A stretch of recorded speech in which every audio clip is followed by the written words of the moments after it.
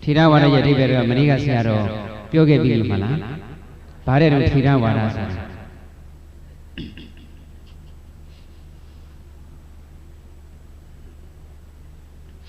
Thira Wada Sura, Thira Wada Bono, Thira Saragali Bioni Java, Thira Sara, Pamati Yamati Nesarali, and Thira Saragaro Mativa, Wada Saragaro, Wada Bono, Sagabo, Wada Sara Sagali, Yalu, Java, Somalu,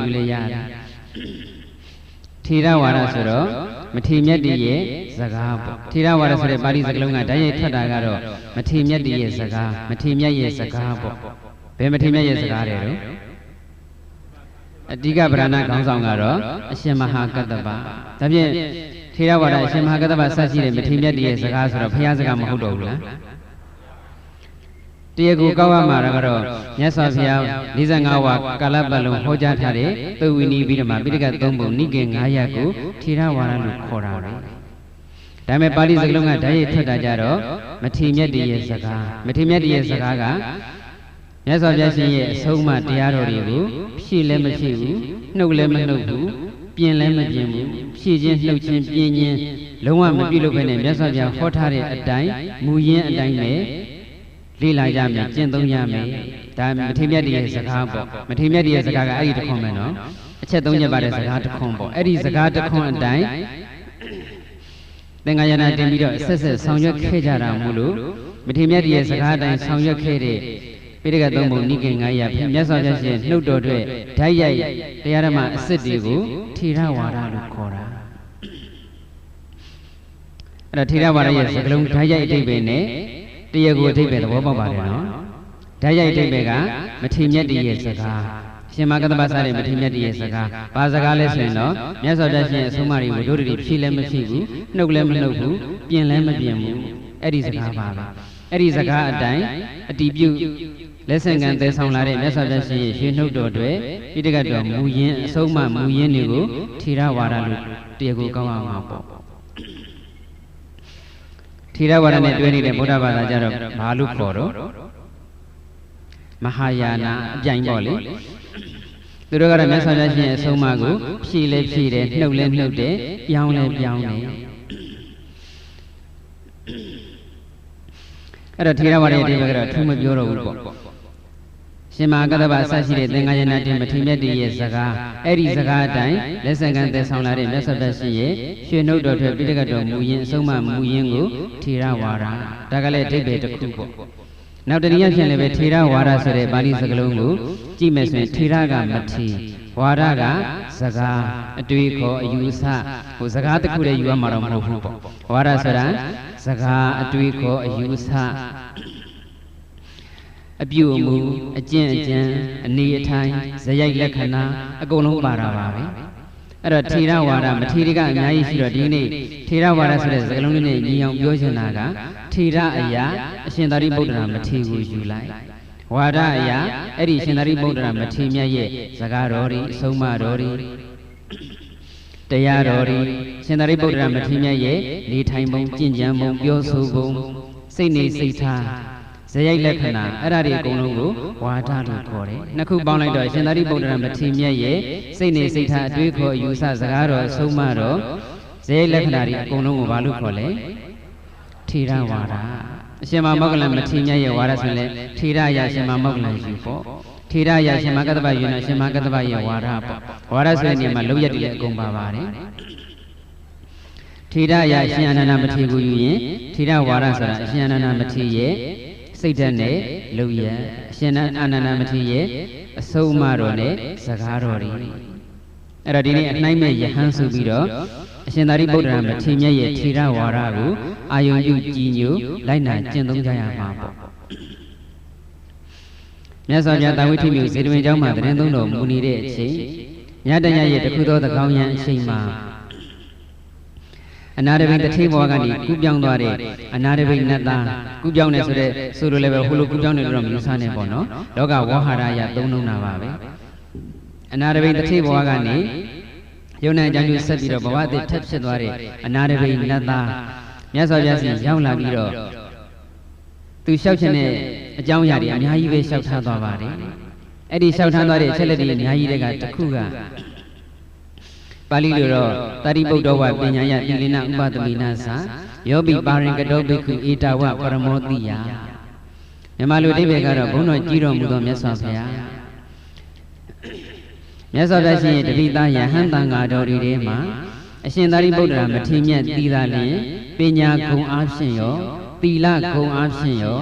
ကိလေသာငြိမ်းအေးမှုဂုဏ်အားဖြင့်ရောအသာဆုံးအမြတ်ဆုံးဖြစ်ပါတယ်တန်တရားတစ်ဖက်ကနိဗ္ဗာန်ကိုတလှန်ကူးမြောက်တော်မူသွားကြတဲ့ယဟန်တော်တွေအားလုံးထဲမှာအရှင်သာရိပုတ္တရာဆိုတဲ့ယဟန်တော်သီသာလျင်အသာဆုံးယဟန်အမြတ်ဆုံးယဟန်ဖြစ်ပါတယ်ဒီအဆုံးမှလေးဒီလျှောက်ထားချက်လေးတစ်ခုလည်းပါပါတယ်အဲ့ဒီလျှောက်ထားချက်ကိုမြတ်စွာဘုရားရှင်ကညင်းပယ်ခြင်းမပြုစိတ်စိတ်နေသောအဖြစ်အတည်ပြုတော်မူတယ်ညင်းပယ်ခြင်းမပြုပဲအတည်ပြုတော်မူတဲ့အတွက်အနာတပိနတ်သားရဲ့လျှောက်ထားချက်သိပင်လျင်မြတ်စွာဘုရားရှင်ရဲ့စကားတော်ပဲမြတ်စွာဘုရားနှုတ်ကဓာတ်ရိုက်စပြောတာမဟုတ်ပေမဲ့အနာတပိနတ်သားရဲ့လျှောက်ထားချက်ကိုမြတ်စွာဘုရားကညင်းဆန်ခြင်းမပြုပဲအတည်ပြုလိုက်တဲ့အတွက်အနာတပိနတ်သားရဲ့လျှောက်ထားချက်သိပင်လျင်မြတ်စွာဘုရားရှင်ရဲ့ရွှေနှုတ်တော်တွေစကားတော်နဲ့အတူတူပါပဲလုပ်ငန်းကိစ္စတွေလုပ်ကြတဲ့ခါကျတော့ရှောက်တော်ဒီမာဒီစာရိုက်ပြတဲ့သူကတော့ဘယ်သူကရိုက်ပြတာနော်ကိုရှိခက်ကဆိုတော့လက်နည်းဆက်စေးရေးပေါ့ကိုကိလို့ဆိုတော့ကွန်ပျူတာစာစီတဲ့သူကရိုက်ပြတာပဲဆိုတော့ဝင်းကြီးတယောက်ကခွင့်ပြုချက်တစ်ခုစာရွက်စာတမ်းနဲ့တည်ပြုပြီးတော့ထုတ်တော့မယ်ဆိုတော့စာစီပြီးတာကတော့ကွန်ပျူတာစီတဲ့လူကစီပြီးတာပဲဒါပေမဲ့အောက်ကနေနာမည်လေးရထနာကနေဝင်းကြီးကလက်မှတ်ထိုးလိုက်တဲ့ခါကျတော့ကွန်ပျူတာစာစီသမားရဲ့အာဘော်လားဝင်းကြီးရဲ့အာဘော်လားလက်မှတ်ထိုးတဲ့ဝင်းကြီးရဲ့အာဘော်ဖြစ်သွားတာနော်အခုဒီမှာလည်းပဲရှောက်တာကတော့အနာတပိနတ်သားကရှောက်တာပဲဒါပေမဲ့မြတ်စွာဘုရားရှင်ကလက်မှတ်ထိုးပေးလိုက်တော့ဘသူစကားဖြစ်သွားတော့မြတ်စွာဘုရားရဲ့စကားဖြစ်သွားတာပဲဆိုတော့မြတ်စွာဘုရားရှင်ရဲ့တပိသားယဟန်တော်တွေထဲမှာအသာဆုံးယဟန်အမြတ်ဆုံးယဟန်အသာဆုံးအမြတ်ဆုံးဆိုတော့ဒီနည်းပြောတော့အနှိုင်းမဲ့ယဟန်ပေါ့နှိုင်းရှင်စရာမရှိစားထိုးစရာမရှိထပ်တူပြုစရာမရှိအသာဆုံးအမြတ်ဆုံးယဟန်အနှိုင်းမဲ့ယဟန်ဆိုတာဘယ်လိုလဲတော့အရှင်သာရိပုတ္တရာမထေရမြတ်အရှင်သာရိပုတ္တရာမထေရမြတ်လို့ပြောလိုက်တဲ့နေ့တိုင်းနဲ့အရှင်သာရိပုတ္တရာမထေရမြတ်ရဲ့ဘွယ်တူးဂုံတူဘာကိုသွားတတိယလိုက်တော့အရှင်သာရိပုတ္တရာဆိုတာဘယ်လိုယဟန်တော်လဲတော့ပညာရာမှာအသာဆုံးအမြတ်ဆုံးဆိုတဲ့ဤတည်းရထားတယ်နောက်ပြီးတော့နောက်ထင်ရှားတဲ့ဘွယ်တူးလေးတစ်ခုရှိသေးတယ်လေအရေးကြီးဆုံးဟာတစ်ခုရှိသေးတယ်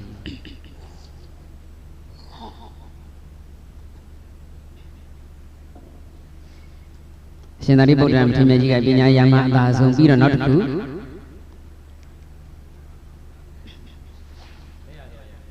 လက်ရတော်ရဆိုတဲ့စကားလုံးအဓိကပဲနော်ဧကသာဝကပေါ့လေမဟာသာဝကမဟုတ်ဘူးနော်ခုနတယောက်ကမဟာသာဝကလို့ပြောလိုက်တယ်မဟာတက်ကိုအဆင့်မြင့်သွားတယ်ဧကသာဝကကလည်းဘယ်နှပါးရှိတာတော့နှစ်ပါးအရှင်သာရိပုတ္တရာရဲ့အရှင်မဟာမောဂလန်ရဲ့ဘယ်သူကလက်ရရင်ဘယ်သူကလက်ဝဲရန်လဲအရှင်သာရိပုတ္တရာကလက်ရရင်အရှင်မဟာမောဂလန်ကလက်ဝဲရန်ခကြီးကြွတဲ့ခါကျတော့ရှင်သာရိပုတ္တရာကလက်ရဘက်ကအရှင်မဟာမောဂလန်ကလက်ဝဲဘက်ကအဲ့လိုတန်းပြီးတော့ကြွတယ်လို့တော့မယူဆနဲ့နော်ကြွတဲ့ခါတော့ရှင်းအောင်ဆင်ပြီးတော့ကြွတာပါဒါပေမဲ့ဘာသာရေးနဲ့ပတ်သက်တဲ့အခမ်းအနားတွေကုသိုလ်ပွဲအခမ်းအနားတွေဆွမ်းစားတွေဘာတွေကြွနန်းတော်တွေဘာတွေမှာဆွမ်းစားကြွတဲ့အခမ်းအနားတွေပဲဖြစ်ပေါ့လေကုသိုလ်ရေးဘာသာရေးနဲ့ပတ်သက်တဲ့ခန္ဓာတွေဆိုရင်တော့မြတ်စွာဘုရားရှင်ကအလေကောင်းတဲ့မြင့်တဲ့နေရာလေးကတရင်သုံးမြတ်စွာဘုရားရှင်လက်ရဘက်ကအရှင်သာရိပုတ္တရာမြတ်စွာဘုရားရှင်လက်ဝဲဘက်ကအရှင်မဟာမောဂလန်ပြီးတော့မှသူ့စင်တိုင်းပဲလက်ရဘက်ကလည်းအရှင်သာရိပုတ္တရာရဲ့ဟိုဘက်ကတခြားမဟာသာဝကပုဂ္ဂိုလ်တွေပေါ့ဣတရရတဲ့ပုဂ္ဂိုလ်တွေဣတရမရတဲ့မဟာသာဝကတွေလည်းရှိပါတယ်ဘယ်ဘက်မှာလည်းပဲရှင်မဟာမောဂလန်ရဲ့ဘယ်ဘက်ကနေထပ်ပြီးတော့သူ့စီနီယာတိုင်းပေါ့လေ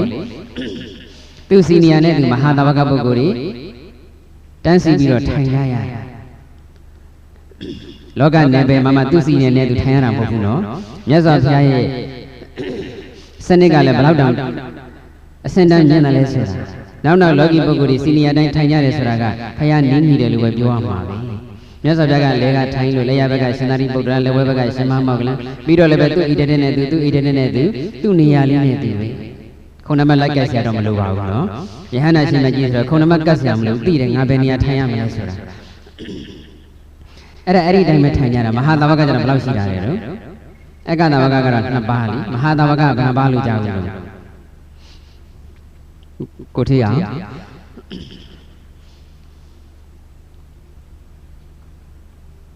တပါဠိနဲ့မှားမှာပေါ့လေဘုန်းကြီးတွေကျတော့မှတ်လို့တယ်အတိတိမဟာသဝကဆိုတော့အတိတိဆိုတော့ရှစ်ကျိတ်ပေါ့ရှစ်ကျိတ်ဆိုတော့ဖြောင်းပြောလိုက်တော့80မဟာသဝကကအပါ80ရှိတာနော်အဲ့ဒီလိုပေါ့လေကုသိုလ်ပွဲအခမ်းအနားတွေဘာသာရေးအခမ်းအနားပွဲတွေမှာမြတ်စွာဘုရားရှင်လက်ရဘက်ကယူရလို့လက်ရယံမြတ်စွာဘုရားရှင်လက်ဝဲဘက်ကယူရလို့လက်ဝဲယံလက်ရယံကအရှင်သာရိပုတ္တရာဣတရရတာကဘာအရာမှာရတာလဲ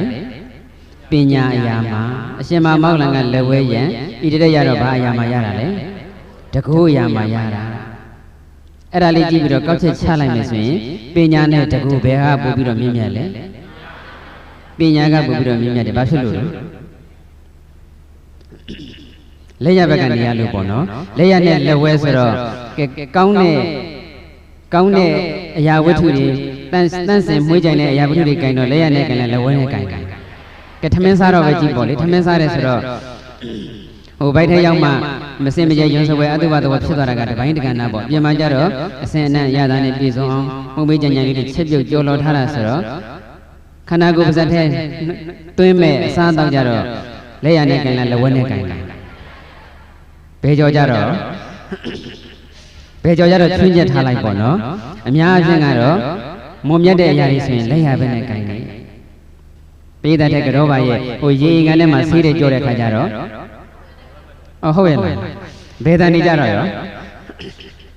ဘယ်တန်ကြတော့ပြောင်းပြန်သွားမယ်ထင်တယ်နော်ထမင်းစားတော့ဘယ်ဘက်နဲ့စားတော့ဆေးကြောတော့မသိဘယ်ကြောလေးတိကျမေးကြည့်ရမှာပဲ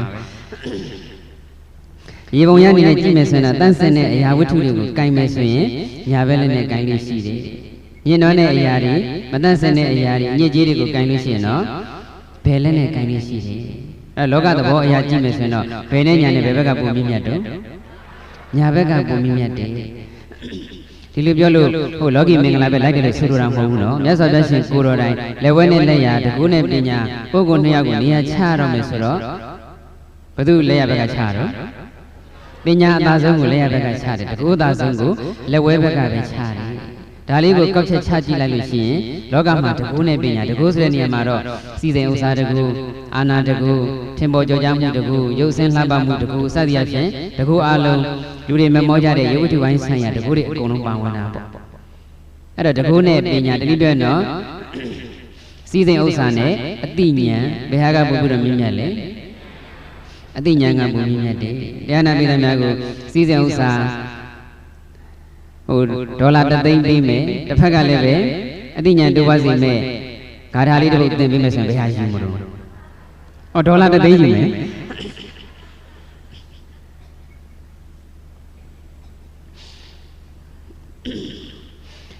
စီးစိမ်ချမ်းသာနဲ့အတိညာနဲ့ဘယ်ဟာကိုလူတွေကပုံပြီးမမောကြတာစီးစိမ်ဥစ္စာကိုပုံပြီးတော့မမောကြတာများတယ်စီးစိမ်နဲ့အတိညာတကူနဲ့အတိညာနှစ်ခုတစ်ခုခုယူရမယ်ဆိုတကူပဲယူချင်ကြတာတရားတွေဘာတွေအားထုတ်တယ်ဆိုတော့မှခြေကနန်သိတာနဲ့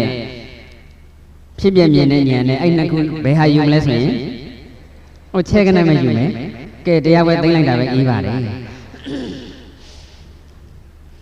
အဲ့တော့လက်ဝဲရနဲ့လက်ရရဆိုတဲ့သဘာဝလေးကခံစားလို့တော်ကောင်းတယ်နော်လောကမှာအတိညာဟာအရေးအကြီးဆုံးပဲမြတ်စွာဘုရားရှင်ကိုယ်တော်တိုင်အတိညာပိုကြီးမားတဲ့ပုဂ္ဂိုလ်ကိုလက်ရဘက်မှာနေရာပြီးတော်မူတယ်ဒါဖြင့်ကိုယ်တိုင်အတိညာတိုးပွားအောင်လုပ်ဖို့လည်းအရေးကြီးတယ်ကိုယ့်ရဲ့အတိညာလေးတစ်ဆင့်နဲ့တစ်ဆင့်မြင့်တဲ့မြင့်အောင်လုပ်ဖို့လည်းအရေးကြီးတယ်သူတော်ဘာအတိညာတိုးပွားအောင်လုပ်ဖို့လည်းအရေးကြီးဘူးလားအရေးကြီးတယ်အခုဒီနေ့တရားဝဲကြီးကျင်းပ3ရက်တန်တိုင်းပေါ့လေတရားဝဲကြီးထူတရားဝဲကြီးကျင်းပပြီးတော့တရားအထူးပေးတယ်ဆိုတာအတိညာပေးလူတာပါပဲအတိညာပေးလူတဲ့လုပ်တယ်ဆိုတော့ဒီတရားဝဲကြီးကျင်းပနေတာကထေရဝါဒပဲနော်မြတ်စွာဘုရားရှင်ရဲ့ဝါဒပဲမြတ်စွာဘုရားဖျားဖြစ်တယ်ဆိုတာကသိစရာအလုံးအကုန်စင်သိမြင်တဲ့တပ်ပိညိတဉာဏ်တော်ကြီးကြောင့်ဖျားဖြစ်ရတာဆိုတော့လောကမှာအမျက်ဆုံးဆိုတာလူ လူတယောက်ကိုအမျက်ဆုံးဖြစ်တယ်မဖြစ်ဘူးဆိုတာဘာနဲ့ဆုံးဖြတ်တာလဲအသိဉာဏ်နဲ့ဆုံးဖြတ်တာပါအသိဉာဏ်ကြီးလေမြင့်မြတ်လေပဲအသိဉာဏ်ကြီးလေအများရဲ့အာကိုမှုကိုခံရလေပဲဒါကြောင့်ကိုယ်တိုင်လည်းအသိဉာဏ်ကြီးမအောင်ကြိုးစားရမယ်သူတစ်ပါးအသိဉာဏ်တိုးပွားအောင်လည်းစွမ်းနိုင်တယ်များကြိုးစားကြရမယ်ခုဒီတရားဝဲဥဆောင်ခြင်းပါတဲ့ပုဂ္ဂိုလ်တွေထဲမှာဟိုတကားကိုထည့်အောင်ကသူကစီးပွားရေးလုပ်ငန်းလေးလည်းလုပ်ထားတယ်လေလုပ်တော့အချင်းတုတ်တွေပါလေအချင်းတုတ်တွေတောင်းတဲ့လုပ်ငန်းလုပ်တာပေါ့အချင်းမျိုးစုံပေါ့လေတရက်ချင်းမယမ်းချင်းစည်းချင်းအစုံပေါ့အဲ့ဒါလုပ်ငန်းနာမည်ကပါတယ်ရွာဘိုးစိန်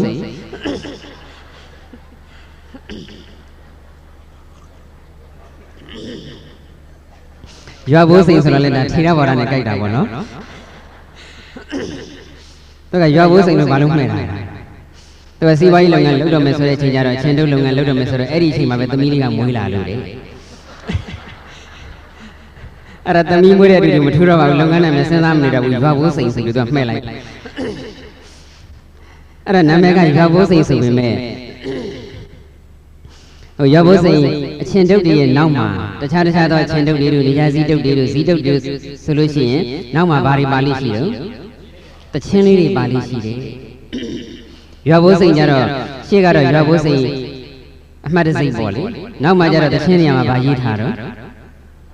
့တရားကောက်စာလေးတွေရေးထားတာဆရာတော်တန်ကတော့မျိုးစုံရဲ့တရားဓမ္မအစုံမိတ်လေးတွေ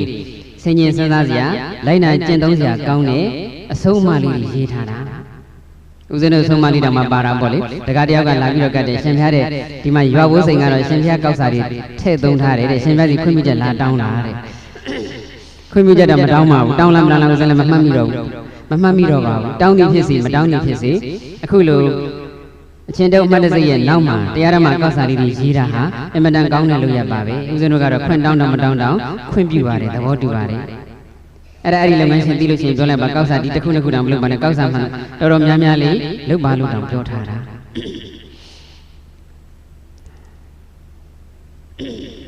အဲ့တော့ဒီလိုတရားဓမ္မကောက်စာလေးတွေနဲ့ကိုလုပ်တဲ့စီးပွားရေးလုပ်ငန်းနဲ့တွဲပြီးတော့ဖြန့်ဝေလိုက်တယ်ဆိုတော့အသိဉာဏ်ဖြန့်ဖြူးတဲ့အလုပ်ပဲပေါ့တနည်းပြောတော့အလင်းစိတ်ဓမ္မလုပ်ပဲနော်ကိုစီးပွားရေးလုပ်နေရင်လည်းတရားဓမ္မပါဖြန့်ဖြူးပြီးသားဖြစ်သွားတယ်အဲ့တော့ကျန်တဲ့ပုဂ္ဂိုလ်တွေလည်းတရားဓမ္မပြန်နှောင်ဖြန့်ဖြူးခြင်းနဲ့ဆိုရင်တော့ဘုသူ့အတူရွာမှာတော့ရွာဘိုးစိန်အတူရွာမှာကြောင်ညာဝင်နေတဲ့မျိုးစားနေပေါ့နော်ရွာဘိုးစိန်အချင်းတုပ်လေးတွေဝယ်စားကြည့်ပေါ့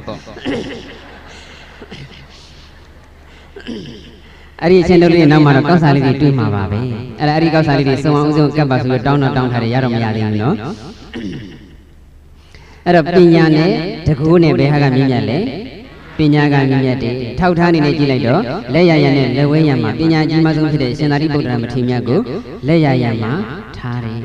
ဒီလိုပြောလိုက်လို့လက်ဝဲဘက်ကတကူကရုံးညံ့တယ်လို့ဆိုလိုတာတော့မဟုတ်ဘူးနော်နှစ်ခုရှင်လိုက်လို့ရှင်တော့ပညာကသာပူပြီးတော့သာလွန်ပါတယ်ဒါလက်ရရနဲ့လက်ဝဲရရှင်သာရိပုတ္တရာဆိုတဲ့အမည်နာမလေးပြောတာနဲ့ဒီကိုနိုင်ဝက်ကပြောတော့မှာနော်အဲ့တော့ယဟန်မှန်သမျှထဲမှာအရှင်သာရိပုတ္တရာဟာအသာဆုံးအမြတ်ဆုံးအဲ့ဒီလိုပြောလိုက်လို့ရှင်မမောက္ကလန်တို့ရှင်မဟာကတ္တဗတို့ရှင်အနန္ဒတို့ရှင်အနုရုဒ္ဓတို့ဆက်ရှိတဲ့ထင်ရှားတဲ့ယဟန်တော်တွေကိုရောမထင်ရှားတဲ့ယဟန်တော်တွေကိုရောသွားပြီးတော့မပြင်းမှားမိပါစေနဲ့အသာဆုံးလို့သာပြောလိုက်ပြီလေတခြားယဟန်တော်တွေလည်းပဲသီလသမာဓိပညာဂုဏ်အဖြစ်မြင့်မြတ်ကြတဲ့ပုဂ္ဂိုလ်ကြီးပါပဲသူနေရာနဲ့သူလေးနဲ့အောင်ပြောလိုက်တဲ့သဘောလေးပါတာပေါ့မေတ္တာအကြောင်းမြတ်စွာဘုရားခေါ်ရမယ်ဆိုတော့မေတ္တာလောက်ကောင်းတာကိုမရှိတော့ဘူးလို့ခေါ်လိုက်တာပဲမေတ္တာလောက်ကောင်းတဲ့တရားမရှိတော့ဘူးဆိုတော့ခန္တီကြတော့မကောင်းတော့ဘူးလားကောင်းတာပဲနော်ဒါပေမဲ့မေတ္တာအကြောင်းခေါ်မယ်ဆိုတော့မေတ္တာတရားပို့လင်းနဲ့တော့အောင်ပြောလိုက်တာပေါ့ခန္တီအကြောင်းကိုဟောခြင်းနဲ့ချင်းကြတော့လေခန္တရားပြီးရောနာဝိစတိခန္တီတဲ့ကောင်းတဲ့အကျင့်တော့လောကမှာရှိကိုမရှိတော့ပါဘူးခန္တီတဲ့ကောင်းတာမရှိတော့ဆိုမေတ္တာကတိတ်မကောင်းတယ်လို့ဖြစ်နေတယ်နဲ့အဲ့ဒီလိုမဟုတ်ပါဘူးသူ့နေရာနဲ့သူသီလကိလေဝကလျာဏသီလလောကီအနုတ္တနဆိုတော့လောကမှာအကောင်ဆုံးအရာဟာသီလပဲလို့ခေါ်တော့သီလအကြောင်းဟောခြင်းတဲ့နေရာသီလလင်းနဲ့အောင်လို့သုံးလိုက်တာဒါနဗေဒနာစားတာတို့စားတဲ့ခါကျတော့လေဒီတော့ကောင်းတဲ့စားတော့စားကုန်မစားဘူးအောင်နဲ့ခဏခဏပြောနေမရှိဘူးလားအဲ့ဒါကလည်းတစ်ချိန်တစ်ခါကားရလားမကောက်ဘူးနော်အဲ့လိုပဲပေါ့ကိုလောလောဆယ်ရှင်းမွန်ညင်တဲ့စားတော့လေးကိုလေးနဲ့ဆင်ကျင်တော့ဒီလောက်ကောင်းတဲ့လက်ရမျိုးတစ်ခါမှကိုမစားဘူးကောင်းနဲ့ပြောလို့ရှိအဲ့ဒီလိုလေးသဘောပေါက်ထားဖို့လိုတယ်နှမရင်ရှင်သာရိပုတ္တရာအမြတ်ဆုံးတခြားယဟန္တာတွေအလကားပဲလို့ပြင်းမှားမိလိမ့်မယ်ဘယ်လိုပဲဖြစ်ဖြစ်အသာဆုံးအမြတ်ဆုံးယဟန်အနှိုင်းမဲ့ယဟန်လို့အနာရပိဏသားကလည်းရှောက်မြတ်စွာဘုရားကလည်းအတီးပြုထားတဲ့ယဟန်တော်ကတော့အရှင်သာရိပုတ္တရာမထေရမြတ် ဒါအနိုင်မဲ့ယဟန်ဆိုပြီးတော့ဆောင်းပါးလေးလည်းရေးထားပြီးသားပါနဲ့15ဦးမြောက်ငွေလူကြတော့လည်းအဲ့ဒီဆောင်းပါးပါမှာပဲလက်ကမ်းစာအုပ်လေးတွေနဲ့လည်းဝေထားပြီးသားဝေနေကြတာပေါ့လေအဲ့တော့နာရဘိနန္ဒလျှောက်တဲ့ထဲမှာရှင်သာရိပုတ္တရာမထေရမြတ်ဟာပညာဂုဏ်အားဖြင့်လည်းအမြတ်ဆုံးပဲသီလဂုဏ်အားဖြင့်လည်းအမြတ်ဆုံးမျိုးအဲ့သုံးမျိုးကဘာလဲတေဘာဂုဏ်အားဖြင့်လည်းအမြတ်ဆုံးလဲနောက်တစ်ခုကသုံးခုဆန်းနေဆိုလဲပေါ့လေပညာဂုဏ်အားဖြင့်လည်းအမြတ်ဆုံးအမီတမာရီတွေဘာတွေပါကုန်နော်တူတော့တူပါပဲလေပညာဂုဏ်အားဖြင့်လည်းအမြတ်ဆုံးသီလဂုဏ်အားဖြင့်လည်းအမြတ်ဆုံးကိလေသာငြိမ်းအေးမှုဂုဏ်အားဖြင့်လည်းအမြတ်ဆုံးအဲ့ဒီသုံးချက်ကလေးနဲ့ပဲနည်းနည်းချက်ထွင်ပြီးတော့ကြည့်ရမှာပေါ့အရှင်သာရိပုတ္တရာမထေရမြတ်ရဲ့ဂုဏ်ပုဒ်တွေကလို့ပြောဂုဏ်ပုဒ်တွေကတော့ပြောလို့မကုန်ရေးလို့မကုန်ပါပဲဆောင်းပါးထဲမှာလည်းအနာတပိဏတာလျှောက်တဲ့သုံးချက်ကိုပဲမူတည်ပြီးတော့ဦးဇင်းတို့ရေးပေးထားပါတယ်ပညာဂုဏ်အားဖြင့်အမြတ်ဆုံးတဲ့ရှင်သာရိပုတ္တရာမထေရမြတ်ဟာပညာဂုဏ်အားဖြင့်အမြတ်ဆုံးဘာအထောက်ထားကြည့်ပြီးတော့အမြတ်ဆုံးလို့ပြောနိုင်ရမှာလေဘုရားဂုဏ်တော်ပွားတဲ့ခါကျတော့မြတ်စွာဘုရားကိလေသာကင်းစင်တော်မူတဲ့အရဟံဂုဏ်တော်ပွားတယ်လေကိလေသာကင်းစင်တော်မူသောမြတ်စွာဘုရားလောဘကင်းတော်မူသောမြတ်စွာဘုရားဒီတိုင်းကြီးရွတ်နေုံနဲ့မပြီးဘူးဒီတိုင်းကြီးပွားနေုံနဲ့မပြီးဘူးမြတ်စွာဘုရားလောဘကင်းတယ်မတူဘူးဆိုတာဘာအထောက်ထားနဲ့သိရတာလဲမြတ်စွာဘုရားရဲ့စိတ်ကိုတော့ကိုယ်ကလှမ်းပြီးတော့အာရုံပြုလို့မရဘူးတက်တော်ထင်ရှားလည်းမရှိတော့ဘူးပေါ့လေတက်တော်ထင်ရှားရှိတောင်မှမြတ်စွာဘုရားရဲ့စိတ်ကိုလိုက်ပြီးတော့ကြည်နေတဲ့သူမရှိပါဘူးဟိုအတိအကျကုန်မသိနေတာပေါ့လေအရှင်နိရုဒ္ဓမထေရမြတ်တို့မြတ်စွာဘုရားပြိဋိဘံသံဃာနီးမြတ်စွာဘုရားရဲ့စိတ်ကိုလှမ်းကြည့်ပြီးတော့မြတ်စွာဘုရားဝင်စားတဲ့သံသမပတ်တွေလိုက်ပြီးတော့ဝင်စားတာတော့ရှိတာပေါ့အခုမြတ်စွာဘုရားပြိဋိဘံစံပြီးတဲ့နောက်ပိုင်းမှာမြတ်စွာဘုရားကိလေသာကင်းစင်တယ်ဆိုတာကိုကိုယ်အနေနဲ့ဓာတ်ရိုက်သိနိုင်မှာမလားမသိနိုင်တော့ဘူးနော်ဒါပေမဲ့လို့ပိဋကတော်တွေကဖြစ်ပျက်တွေကိုကြည့်ပြီးတော့အော်ဒီဖြစ်ပျက်လေးကိုထောက်ထားခြင်းအဖြစ်မြတ်စွာဘုရားရှင်စိတ်စဉ်မှာလောဘကင်းစင်နေတယ်တဏှာကင်းစင်နေတယ်ယာဂကင်းစင်နေတယ်တန်ရောစင်ကင်းစင်နေတယ်ဆိုတာသိနိုင်တာတရားတရားမရှိဘူးဆိုတော့လေအဲ့ဒီဖြစ်ပျက်ကတကယ်ဖြစ်ကြတယ်လို့ဘယ်သူကပြောလို့လဲသိကြလို့လားရှေးလူနောက်လူတွေကဟိုရှေးတုန်းကလူတွေကသူတို့ဘာသာသူတို့လုံးဆက်ထွန်းပြီးတော့ရေးထားတာဖြစ်မှာပေါ့စသည်အဖြစ်တန်တရားဖြစ်မှာပဲအဲ့လိုဖြစ်ကြတဲ့လူတွေလည်းမရှိဘူးလားရှိတာပဲနော်ဟိုဂုဏတော်ပွားတဲ့ကြောင့်ဒီကပြောနေတာမဟုတ်တော့အဲ့ဒါတော့ချက်ထမပြောတော့ဘူးပေါ့လေဒါပေမဲ့မှတ်ထားမှာကတော့ပိဋကတော်တွေကချက်လက်တွေကိုမယုံရင်လည်းနေပါဖရာဂုဏတော်ပွားတဲ့ဆိုတာမိတ္တူကုရနဲ့အတူတူပဲလို့လည်းပြောထားပြီးသားပဲလောကမှာမြတ်စွာဘုရားဆိုတာမရှိခဲ့ဘူးပဲထားလိုက်လုံးဝကိုမပွင့်ခဲ့ဘူးပဲထားလိုက်စာထဲမှာပါတဲ့အတိုင်းမြတ်စွာဘုရားရှင်ရဲ့ဂုဏ်ပုဒ်တွေကိုနှလုံးသွင်းဆင်ခြင်လိုက်မယ်ဆိုရင်လောကမှာဒီလိုဂုဏ်ဒီလိုအည်သွေးဒီလိုအည်ရှင်းနေတဲ့ပြည့်စုံတဲ့ပုဂ္ဂိုလ်တူကိုကိုယ်စိတ်ကူးတွေကနေဖန်ဆင်းလိုက်တဲ့သဘောပဲမြတ်စွာဘုရားရဲ့တဏ္ဍာမှာဒီလိုအည်သွေးတွေပြည့်စုံပါတယ်ဒီလိုဂုဏ်တွေပြည့်စုံပါတယ်လို့စာထဲမှာပါတယ်မကောင်းတဲ့ဂုဏ်တွေလားကောင်းတဲ့ဂုဏ်တွေလားကောင်းတဲ့ဂုဏ်တွေပဲလောဘကင်းတော်မူသောမြတ်စွာဘုရားဆိုတော့ပုဂ္ဂိုလ်တယောက်ရဲ့စိတ်ဆင်မှာလောဘတွေကင်းစင်နေတယ်ဆိုတာကောင်းတာပဲလေမြတ်စွာဘုရားမှာလောဘကင်းနေတာလေးပွားလိုက်ရှင်ဖြင့်ကိုယ်စိတ်မှာလည်းလောဘကင်းတဲ့ဓာတ်ကလေးကူးဆက်လာတယ်တနည်းအားဖြင့်ပြောတော့ကိုယ်စိတ်မှာလောဘကင်းစင်လာအောင်တခြားပုဂ္ဂိုလ်တယောက်နဲ့အစားထိုးပြီးတော့ပြုပြင်လိုက်တာပါပဲအဲ့ဒီလိုလေးနှလုံးသွင်းလိုက်မယ်ဆိုရင်လည်းဂုဏ်တော်ကပွားခြင်းစရာမကောင်းဘူးလာ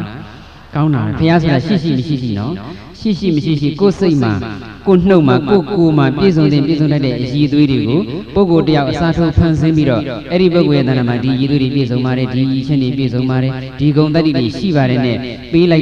းလိုက်တဲ့အခါကျတော့ဓာတ်တွေတိဆက်ပြီးတော့ကိုစိတ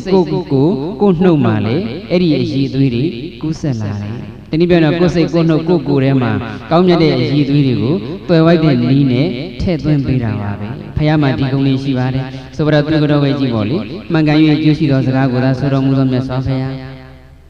မြတ်စွာဘုရားရှင်ဟာမှန်လဲမှန်အကျိုးလေးရှိတဲ့စကားပဲပြောတော်မူတယ်အဲ့ဒါလေးပေါ်လိုက်ခြင်းအပြင်ဖခင်မှာမှန်ပြီးတော့အကျိုးရှိတဲ့စကားပြောသည်ဖြစ်စေမပြောသည်ဖြစ်စေကိုယ်တိုင်ကတော့မှန်လဲမှန်အကျိုးလေးရှိတဲ့စကားပြောခြင်းစိတ်တွေပေါ်မလာဘူးလားပေါ်လာတယ်မှန်လဲမှန်အကျိုးလေးရှိတဲ့စကားပဲပြောဖြစ်သွားတယ်အဲ့ဒါကိုပြုပြင်ပြီးသားဖြစ်သွားတာပဲဒါကဖះဆိုတာမရှိဘူးလို့တန်တရားဖြစ်ခဲ့ရင်ဖះဆိုတာကိုမယုံကြည်ခဲ့ရင်မှာယုံမယုံဗုဒ္ဓနုတ္တိကတော့ကိုယ့်ဘဝကိုအကျိုးပြုတာသိကြပါတယ်အဲ့တော့ခုအရှင်သာရိပုတ္တရာမထေရမြတ်ရဲ့အကြောင်းအရာတွေနှလုံးသွင်းဆင်ခြင်နေတယ်ဆိုတာလေတန်ခါနုတ္တိဘာဝနာပွားများနေတာပဲဖះကုံတော်ပွားတာကဗုဒ္ဓနုတ္တိပေါ့တန်ခါကုံတော်ပွားတာက တန်ခါနုတ္တိတန်ခါမှာခြုံငုံပြီးတော့ပွားတာလည်းရှိတယ်အခုကြတော့အရှင်သာရိပုတ္တရာမထေရမြတ်ပုဂ္ဂိုလ်တူချင်းအနေနဲ့အာယုံပြုပွားလည်းပဲတန်ခါနုတ္တိဖြစ်တာပါပဲ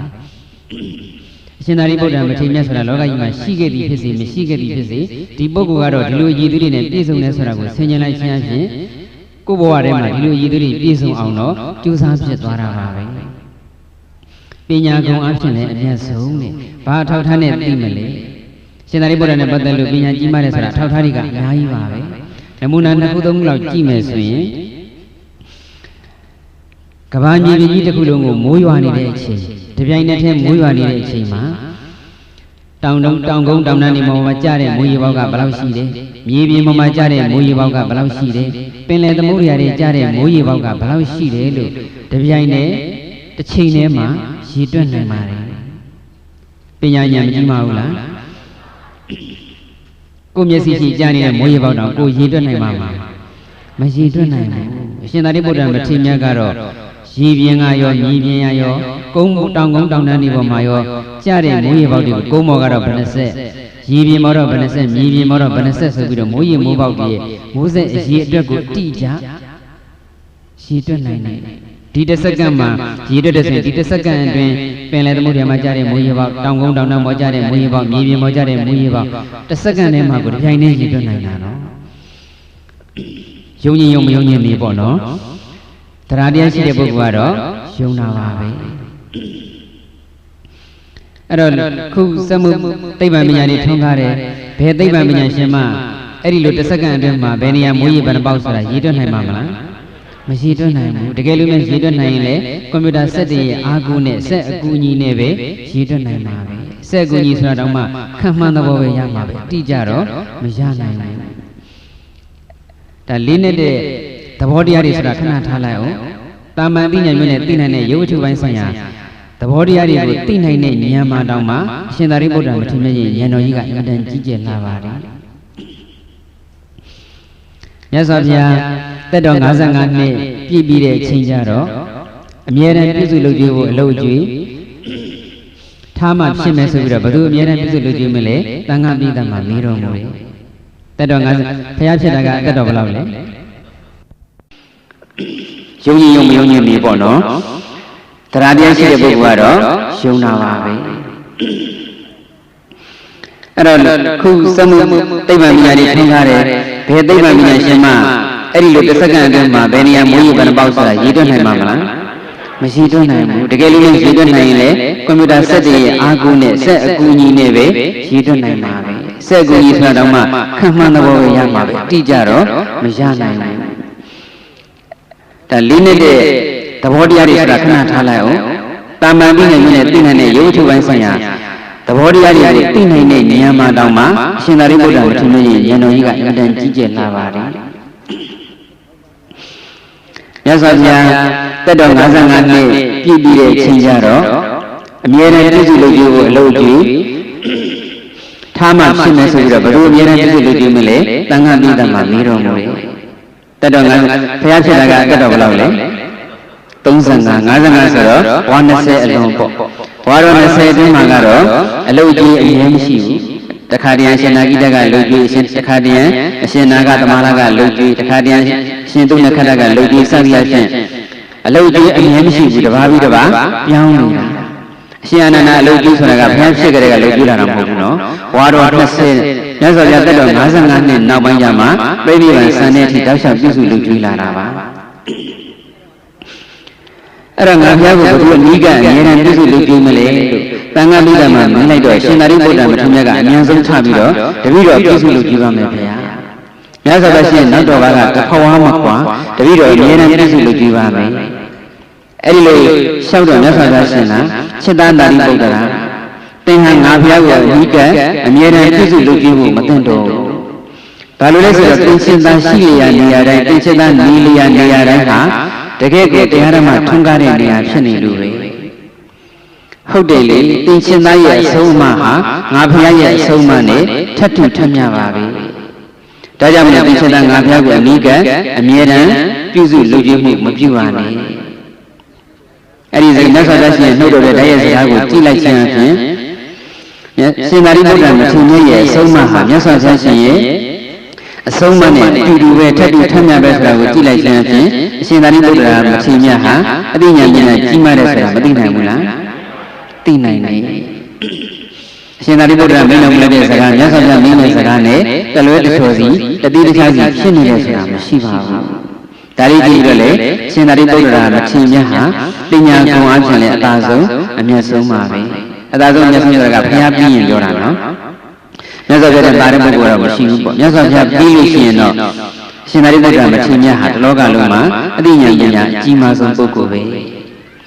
ဒါကောက်ချက်လေးတွေဆဲဆဲပြောမယ်ဆိုတော့ဒီတရားကပြောလို့မကုန်နိုင်ဘူးဥစဉ်တို့ရေးထားတဲ့ဆောင်းပါးထဲမှာပါတဲ့အချက်လက်လောက်လေးကိုပဲနည်းနည်းစီရှောက်ရှင်းမယ်ဆိုရင်ကိုအနည်းဆုံး2နာရီလောက်ဖြစ်နေမှာ2နာရီတော့ဟောလို့မဖြစ်ဘူးနော်အဲ့တော့တာရကလေးတွေဖြစ်ကြလေးတွေကြည့်ပြီးတော့ကိုယ့်ဘာသာကိုကောက်ချက်ဆွဲပြီးတော့ကိုယ့်ရဲ့လက်တွေ့ဘဝထဲမှာလိုက်နာကျင့်သုံးပေါ့အခုဒီမှာရှင်သာရိပုတ္တရာမထေရမြတ်ကမြတ်စွာဘုရားကိုအနိကပြုစုလုပ်ကြည့်ပါစေလို့တောင်းပန်လျှောက်ထားတော့မြတ်စွာဘုရားရှင်ကလက်ခံရဲ့လားလက်မခံဘူးတင်လို့တရားဓမ္မထုံးကကြံပွားအောင်လုံသွန်းနိုင်တဲ့ပုဂ္ဂိုလ်ကငါဖျားရဲ့နားမှာပဲအနိကဝေယဝဆတွေပြုစုလုပ်ကြည့်နေမယ်ဆိုရင်တင်ရှင်သားရဲ့တရားကိုနာပြီးတော့တရားကြီးတဲ့မြတ်ရကြမဲ့ပုဂ္ဂိုလ်တွေအခွင့်အရေးမဆုံးရှုံးဘူးလားဆုံးရှုံးပါဒါကြောင့်ဆရာကောင်းသမားကောင်းဆိုတာကိုယ်တပည့်ပဲကိုယ်အကျိုးစီးပွားအတွက်ဘယ်တော့မှအသုံးမချဘူးအများအကျိုးသာသနာအကျိုးလောကအကျိုးအတွက်ပဲအသုံးချပါတယ်တချို့ကြီးလက်တော်ရည်မှာရှိတဲ့ဆရာသမားတွေကဆရာဖောင်းကြီးတွေကတပည့်လေးတယောက်တပည့်ယဟန်တပည့်ကိုရင်ပေါ့လေရုပ်ဆင်းကလည်းတင့်တယ်တပ်ပဲတရားတရားကလည်းကောင်းဉာဏ်ကလည်းထက်သာသနာအတွက်အကျိုးများမဲ့ကိုရင်သာသနာအတွက်အကျိုးပြမဲ့ဥစဉ်လေးပဲဒါပေမဲ့ဒီကိုရင်ကိုနာမှာပဲအမြဲတမ်းအနည်းကဝေယဝဆလို့ကိုခေါ်ထားမြို့တက်ပြီးတော့သာသနာ့သွားဖို့မလှုပ်ဘူးသာသနာ့ကိုမလှုပ်ဘူးစာမသိခိုင်းဘူးအဲ့ဒီဆရာတော်လည်းပြန်တော်မူတော့အဲ့ဒီယဟန်အဲ့ဒီကိုရင်ကဖြစ်လာတဲ့ဆရာတော်ကပရိယတ်ကြီးဘာမှမတတ်တော့တက်ပြန်တော့လည်းမြမလူရေးထားတာလေးဟိုဟာလေးဖတ်ဒီဟာလေးဖတ်နဲ့နည်းနည်းပါးပါးပဲတတ်တော့တယ်တခြားဆရာတော်တွေရေးထားတဲ့အာဘော်လေးလောက်ပဲသိတော့တယ်မူရင်းများဟောဆုံးမတွေမသိတော့ဘူးပြီးတော့ရိုက်ပါကိုပရိယတ်ကြီးစာပြီးတက်ကျွမ်းသလောက်အကျိုးမပြုနိုင်တော့ဘူးဒါအဲ့ဒီလိုပုဂ္ဂိုလ်မျိုးတွေအတွက်မြတ်စွာဘုရားရှင်ရဲ့ရှင်သာရိပုတ္တရာမထေရမြတ်ပေါ်ကျင့်သုံးပုံကအတူတူရမကောင်းဘူးလားကောင်းတယ်ဆရာသမားတွေမှမဟုတ်ပါဘူးမိဘတွေလည်းဒီတိုင်းပါပဲကိုသားလေးကိုသမီးလေးချင်းလို့မခွဲနိုင်ဘူးပညာသင်လည်းမလှုပ်ဘူးစီဝါကြီးလို့ကိုတမျိုးတရားသားမယ်ဆိုတော့လေမလှုပ်ဘူးကိုနားမှာပဲအများနဲ့နေခိုင်းတယ်အဲ့ဒီလိုနဲ့အဲ့ဒီသားသမီးရဲ့ဘဝမတူးတက်တာတွေလည်းရှိဘူးလားရှိတယ်သာသမီဘဝဖြစ်ဖြစ်တပည့်ဘဝဖြစ်ဖြစ်မိတ်ဆွေမောင်နှံငယ်ချင်းဘဝဖြစ်ဖြစ်ပေါ့လေတစ်ဖက်သားဘဝမှာမေတ္တာတကယ်ရှိတယ်ဆိုရင်အဲ့ဒီတစ်ဖက်သားရဲ့ဘဝတိုးတက်ခွင့်ရအောင်ပြုလုပ်ပြရမယ်တစ်ဖက်သားရဲ့ဘဝတိုးတက်ခွင့်တွေကိုပိတ်ပင်ဖျက်ဆီးခြင်းမပြုရဘူးကိုချစ်တဲ့ဇုံတယောက်ကိုကချစ်နေတယ်ဆိုရင်သူနဲ့အတူနေရဖို့ကအရေးကြီးတာလားသူ့ဘဝတိုးတက်ဖို့ကအရေးကြီးတာလားဒါပေမဲ့ကိုကအတူနေဖို့ကြိုးစားနေတာလားသူ့ဘဝတိုးတက်ဖို့ကြိုးစားနေတာလားဟောအတူနေကို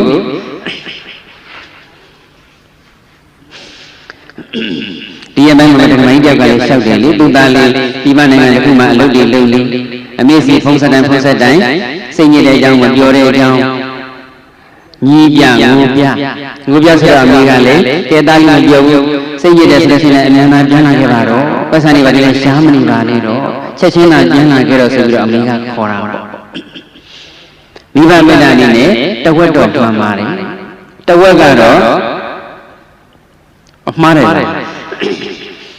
ဥစဉ်တော့ဘာမှမပြောရသေးဘူးနော်အမှန်ကတော့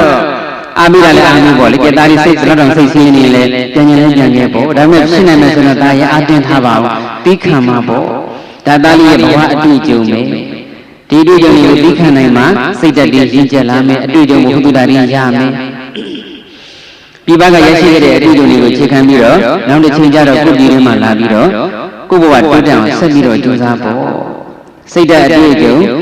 အတိညာအတွေ့အကြုံကိုရအောင်နေလိုက်ပါဦးအားပြီးတဲ့စကားလည်းပြောဖို့မလိုဘူးလားလူတွေတချို့ကြတော့လည်းဆုံးမိပါကြတော့လည်းအားပြီးပါတယ်လေဒေါ်လာဘယ်လောက်မှမချင်းပြန်ကုန်မလာခဲ့နဲ့အဲ့လိုအားပြီးတယ်လည်းမရှိဘူးလားအဲ့ဒါကြတော့မေတ္တာရှိတာလားလောဘရှိတာဟောတာလေးကပြည့်စုံစေချင်တာမဟုတ်ဘူးလားဟောဘာလို့ခေါ်တော့ကိုယ်စိတ်လက်ဆုပ်ဝဲဝဲလား တချို့ရှိတယ်နော်ဒေါ်လာဘလောက်မှမရှင်းပြန်မလာခင်နဲ့တစ်လဘလောက်ပုတ်မြောင်ဖို့မပုတ်ဘူးဆိုကိုပဲဘာတွေလုပ်ပြလာလဲဘာတွေသုံးပြလာလဲဟိုမှာဘလောက်ပြန်ပြန်ဆင်းဆင်းရဲအလုပ်လုပ်နေရဆိုကိုမသိဘူးအဲ့ဒါပြောလို့ရင်ကတော့တစ်ဖက်သားပေါ်မှာမေတ္တာအစစ်မှန်တကယ်ရှိတယ်ဆိုရင်ကိုယ်နဲ့အတူနေရဖို့ကိုယ်အမြဲတမ်းမြင်တွေ့နေရဖို့သူ့တန်လေးအမြဲတမ်းကြားနေရဖို့ဆိုတာတွေကအဓိကဘာနာမကြပါဘူးကိုယ်မေတ္တာရှိပါတယ်ဆိုတဲ့ပုဂ္ဂိုလ်ရဲ့ဘဝတိုးတက်ဖို့ဘဝကြီးပွားဖို့ဘဝအောင်မြင်မှုသာအဓိကဘာနာကြပါတယ်ဒါရှင်သာရိပုတ္တရာမထေရမြတ်ပေါ်မှာမြတ်စွာဘုရားကျင့်သုံးမှုကိုနမူနာကြည့်ပြီးပြောတာနော်လက်တွေ့ဘဝထဲမှာကိုယ့်ရဲ့လက်တွေ့ဘဝနဲ့ကိုယ့်ရဲ့လက်တွေ့ဘဝတွေကအဖြစ်ပြည့်နေတဲ့ဆက်ဆက်ပြီးတော့လိုက်နိုင်ကျင့်သုံးကြရုံပါပဲအရှင်သာရိပုတ္တရာမထေရမြတ်ကြီးသိဉာဏ်လေးပညာဉာဏ်ကြီးမားတဲ့ဆိုတာကိုအထောက်ထားနေတယ်နောက်တစ်ခုဘာနဲ့သိနိုင်လေလဲအဲ့ဒီဆောင်းပါးလေးတွေကတော့ဖတ်ပြီးရပြီလားအနိုင်မဲ့ရဟန်းလေးကောင်းစဉ်တက်လိုက်တော့ဖတ်ပြီးတဲ့လူကဟဲ့ဒုတိယပြီးသားပြီးနဲ့ပြောဦးမှာနော်ကဲပညာဉာဏ်ကြီးမားတော့နောက်တာရကလေးတစ်ခုထည့်ရေးထားတယ်ဗါတဲ့ကဲစာအုပ်လေးလှန်ကြည့်လိုက်ပေါ့နော်စာအုပ်မရှိသေးရင်လည်းကြောင်ညာဝင်လို့ဖြစ်နေဦးမယ်နော်ဟုတ်လားလက်ကမ်းဆန်းဆောင်လေးနဲ့ဟိုစည်းစာဖွဲ့ကရောင်းနေတယ်မလား65ကျပ်ဆိုတာလေသူစာရွက်ဖို့တိုင်းမှာသူဖြန့်ဝေပေးထားတာပါပြင်ပစာအုပ်ဆိုင်တွေမှာလုံးဝဖြန့်ချိခြင်းမရှိပါဘူးရောင်းချခွင့်လည်းမပြုပါဘူးဥဒနေရှိဓမ္မရဏပြုကျင်တဲ့ပုဂ္ဂိုလ်တွေရှင်ပါရမီအဖွဲ့ကတော့စီစဉ်ဆောင်ရွက်ပေးတာပေါ့အတိလိမ္မာလို့ဆိုတော့လိမ့်ကြနေပါဦးမယ်လေဉာဏ်ပညာကြီးမှန်းကြောင်းကိုထင်ရှားတဲ့သာရကထင်ရှားဆုံးသာရကတစ်ခါပါလေအစာအုပ်တွေမရှိတော့ဘူးတဲ့ကုန်းသွားပြီထင်ရှားဆုံးကတော့အပြီးမှလေမြတ်စွာဘုရားခဏဝါမြောက်တာရင်းနဲ့ဒီကြမိခင်ကိုမေတော်ကြီးကိုလူဘိုးဆက်တဲ့အနေနဲ့ကျေးဇူးဆက်တဲ့အနေနဲ့ဝါတွင်သုံးလပတ်လုံးဤဓမ္မတရားဟောကြားတော်မူတယ်လူသားတူဖြစ်တဲ့အတွက်လူအချိန်လူတတန်းနဲ့ပဲနေလို့ရတာပေါ့နေလို့ရတော့လူချိန်နဲ့ကြည့်ပြီးတော့နေစွမ်းဖုံးဖို့အချိန်နီးကပ်လာပြီဆိုရင်လူပြည်ဆင်းလာတယ်ဟိုမှာနေမိတာဘုရားရုပ်ပေါ်တော့ဖန်ဆင်းပေးခဲ့ပြီးတော့ဟိုနေမိတာဖန်ဆင်းထားတဲ့ဘုရားရုပ်ပေါ်တော့ကဆက်ပြီးတော့ဟောနေတယ်တကယ်အစစ်မြတ်စွာဘုရားကတော့လူပြည်ဆင်းအနောဒရရေအိုင်မှာရေချူမြောက်ကျွန်းကိုဆွမ်းခံကြွပြီးတော့အနောဒရေအိုင်ကိုပြန်လာအနောဒရေအိုင်ကန်းစားကလေးမှာဆွမ်းဖုံးပြီးပြီးတာနဲ့စန္ဒကူတော်ထဲမှာနေတန်ဆင်မှုကြွားသွားတယ်နေတန်ဆင်တယ်ဆိုတော့နေပိုင်းခရင်သုံးတာကိုပြောတာပါနေတန်ဆင်တယ်ဆိုတော့နေပိုင်းအိတ်နေတာပြောတာမဟုတ်ဘူးနော်ဖြစ်နေတန်ဆင်တယ်ဆိုတော့မြတ်စွာဘုရားနေပိုင်းအာရမရကျင်းနေတယ်ထင်နေကြတာနေတိုင်းတော့မကျင်းပါဘူးတချို့အလုတ်ပေါ်မူတည်ပြီးတော့ခန္ဓာကိုယ်တုတ်ပြန်မှန်းနေတဲ့နေမျိုးဆိုရင်တော့ဒီလည်းပဲခိတ္တခဏမိနစ်အနေငယ်တော့ကျိတ်ဆက်တာရှိပါတယ်အဲ့တော့နေတန်ဆင်တယ်ဆိုတာနေ့လယ်ပိုင်းမှာတရင်သုံးတာကိုပြောတာပါအဲ့တော့စန္ဒကူရမှာနေတန်ဆင်နေပိုင်းတရင်သုံးတော်မူတဲ့အချိန်မှာရှင်သာရိပုတ္တရာမထေရမြတ်ကမြတ်စွာဘုရားရှင်ရဲ့ဝေယဝစ္စရီတပါးတည်းလာပြီးတော့ပြုလို့ဆောင်ရွက်ပြီးတယ်ဝေယဝစ္စရီပြုလို့ဆောင်ရွက်ပြီးပြီဆိုတာနဲ့မြတ်စွာဘုရားရှင်ကရှင်သာရိပုတ္တရာမထေရမြတ်ကိုဒီကနေ့တဏိတာဆိုတာကလူသက်နဲ့တဏိတာပြောတာပေါ့လေနတ်တဲ့နဲ့တော့တရားတော်ရှိမှာမဟုတ်ပါဘူးနော်၃လလုံးတောင်းပါလေအဲ့တော့ဒီကနေ့တဏိတာနတ်ပြည်မှာဟောခဲ့တဲ့တရားတော်တွေကိုအကျဉ်းချုပ်ပြီးတော့အရှင်သာရိပုတ္တရာမထေရမြတ်ကိုဟောပြပါတယ်ဒီနေ့ငါဘုရားနတ်ပြည်မှာဘာတွေဟောခဲ့တယ်အကျဉ်းချုပ်ကလေးပေါ့ဟိုမှာဟောတဲ့အတိုင်းအကျဉ်းဟောပြတာတော့မဟုတ်ဘူးအဲ့ဒီအကျဉ်းဟောပြတာလေးတွေကိုဟောပြတဲ့အချက်လက်လေးတွေကိုကြည့်ပြီးတော့ရှင်သာရိပုတ္တရာမထေရမြတ်ကမြတ်စွာဘုရားတာဝန်ခံနတ်ပြည်မှာအကျဉ်းဟောခဲ့တဲ့အတိုင်းတစ်လုံးမကျန်သိတော်မူတယ်အကျဉ်းကိုအကျဉ်းချက်ပြီးတော့သိနိုင်တယ်ဉာဏ်ဉာဏ်မကြီးပါဘူးလား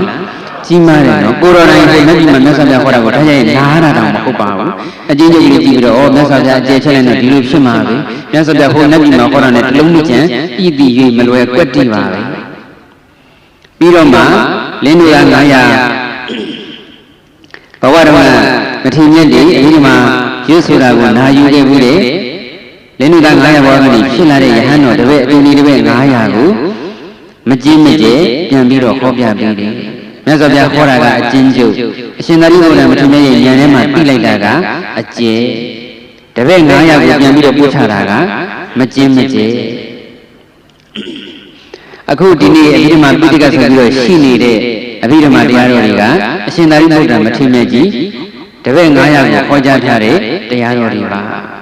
လူပြည်မှာမြတ်စွာဘုရားတန်းရဲ့ဟောထားတာမဟုတ်ဘူးနော် အဘိဓမ္မာတရားကတော့မြတ်စွာဘုရားတာဝိနဲ့နတ်ပြည်မှာပဲတိုက်ရိုက်ဟောပါတယ်ဒါပေမဲ့တုတ်တန်တရားတော်တွေမှာလည်းအဘိဓမ္မာတရားတွေဂျမ်းညှပ်ပြီးတော့ပါပါတယ်တချို့ကလည်းပြောကြတယ်လေအဘိဓမ္မာဆိုတာကရှင်သာရိပုတ္တရာဟောထားတာပဲတာဝကဟောထားတာပဲဘုရားဟောမဟုတ်ဘူးလေးလာနေကြမလို့လိုက်နာနေကြမလို့ပြောတဲ့သူတွေလည်းမရှိဘူးလားရှေ့ပိုင်းမှာပြောခဲ့ပြီးတာပဲလေအရှင်သာရိပုတ္တရာကပြန်ဟောတာတော့မှန်တယ်ဒါပေမဲ့မြတ်စွာဘုရားလက်မှတ်ထိုးထားတဲ့အတွက်မြတ်စွာဘုရားဟောတာနဲ့အတူတူပဲအရှင်သာရိပုတ္တရာမထေရကြီးဟောတာမှားနေလို့ဆိုရင်ဝါရင်းသုံးတာဝါကျွတ်လို့ရွှေဆောင်တဲ့ငွေဆောင်တဲ့ဗရမန်ဆောင်တဲ့ဆင်းလာပြီးတဲ့အခါဝါရင်းကတာရိချက်တန်းတာရိပုတ္တရာဟောခဲ့တဲ့ဟာတွေကဒီနေရာကတော့ဒီလိုလေးမှားနေတယ်ဟိုနေရာလေးကတော့ဟိုလိုလေးမှားနေတယ်ဟိုလိုလေးပြင်မှတ်အောင်ဟေ့လို့မိန့်တော်မူမှာပေါ့မြတ်စွာဘုရားရဲ့အလိုတော်ကြအတိုင်းဖြစ်လို့ဘာမှမိန့်တော်မမူတာလက်မှတ်ထိုးတည်ပြုလိုက်ပြီဆိုတော့ရှင်သာရိပုတ္တရာပြန်ဟောတဲ့အဘိဓမ္မာတရားတော်တွေဒီပင်လျင်မြတ်စွာဘုရားဟောတဲ့အဘိဓမ္မာတရားတော်တွေပါပဲအဲ့တော့မြတ်စွာဘုရားနတ်ပြည်မှာအကျင့်ချင်းဟောတဲ့အဘိဓမ္မာတရားတော်တွေကိုအကျဉ်းချုပ်ကလေးဟောလိုက်ရုံနဲ့နီးနီးပြီးလိုက်ရုံနဲ့ဒီပေါင်းများစွာတန်ခါဆင်ပြီးတော့မြတ်စွာဘုရားဟောတဲ့အတိုင်းချွတ်ဆွတ်သိနိုင်တဲ့အတွက်အရှင်သာရိပုတ္တရာမထေရမြတ်ဟာအတိညာဉာဏ်ပညာအရာမှာအသာဆုံးအမြတ်ဆုံးဖြစ်ပါတယ်ဒါလို့ဆိုရင်တော့ပညာကုံအားဖြင့်လည်းရှင်သာရိပုတ္တရာမထေရမြတ်ပြည်သားကအသာဆုံးအမြတ်ဆုံးဆိုတဲ့အနာတပိဏသားရဲ့ဆက်ထားချက်ပေါ်လွင်မသွားဘူးလားပေါ်လွင်သွားပါပြီဒီတဲ့ပေါ်လွင်လည်းလေးလည်းမဆိုအများကြီးရှိသေးတာပေါ့ဒါကြောင့်ဆိုလိုက်ပါပညာကြီးအင်းဆိုတာကအင်းပညာကိုပြောတာမဟုတ်ဘူးနော်ကြီးအင်းဆိုတာကအင်းနဲ့အားနဲ့ဒုနဲ့တေနဲ့ကြီးမားတာကိုပြောတာပညာကြီးအင်းမြတ်ထေရှင်ဥတင်ရှိခိုးပါ၏ဖယားပညာကြီးအင်းမြတ်ထေရှင်ဥတင်ရှိခိုးပါ၏ဖယားသုံးခေါက်ရှိခိုးလိုက်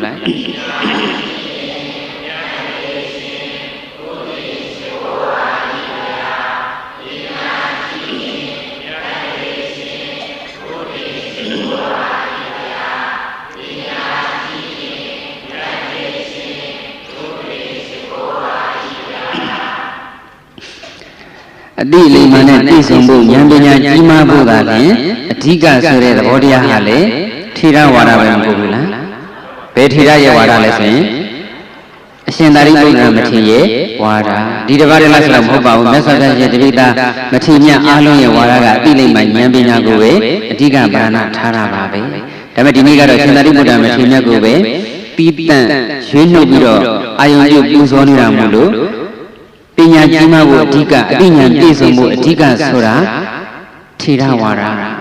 ပစ္စည်းဥစ္စာတွေပြည့်စုံမှုကအဓိကလားအသိလိမ္မာဉာဏ်ပညာပြည့်စုံမှုကအဓိကလား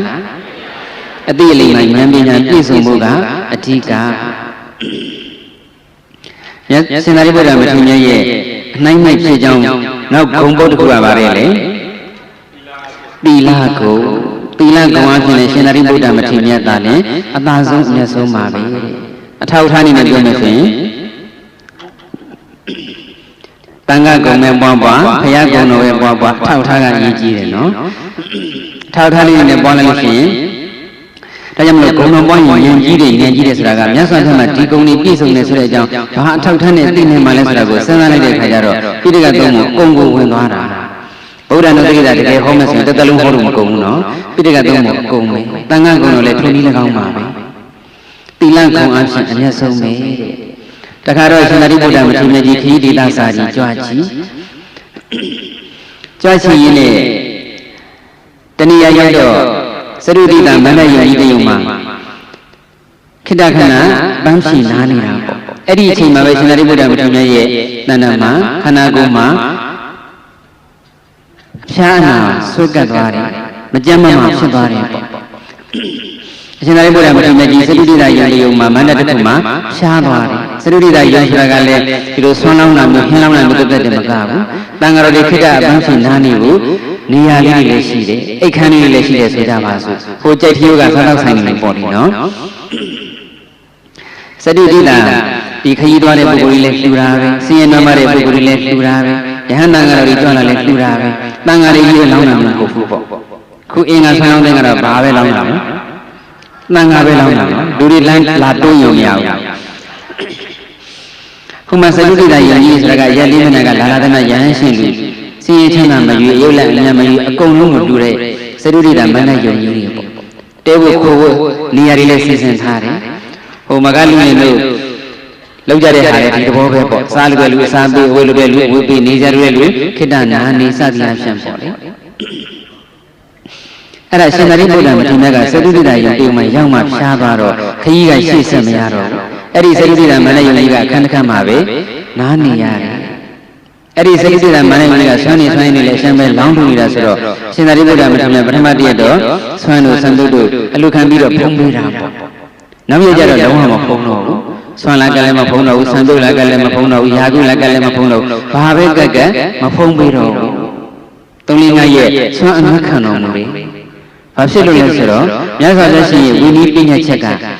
လာလာမြတ်ရဟန်းရှင်လူအယုတ်လက်လက်မရွေလှူဒန်းတဲ့စတုဒိတာမန္တယုံကြီးတွေမှာ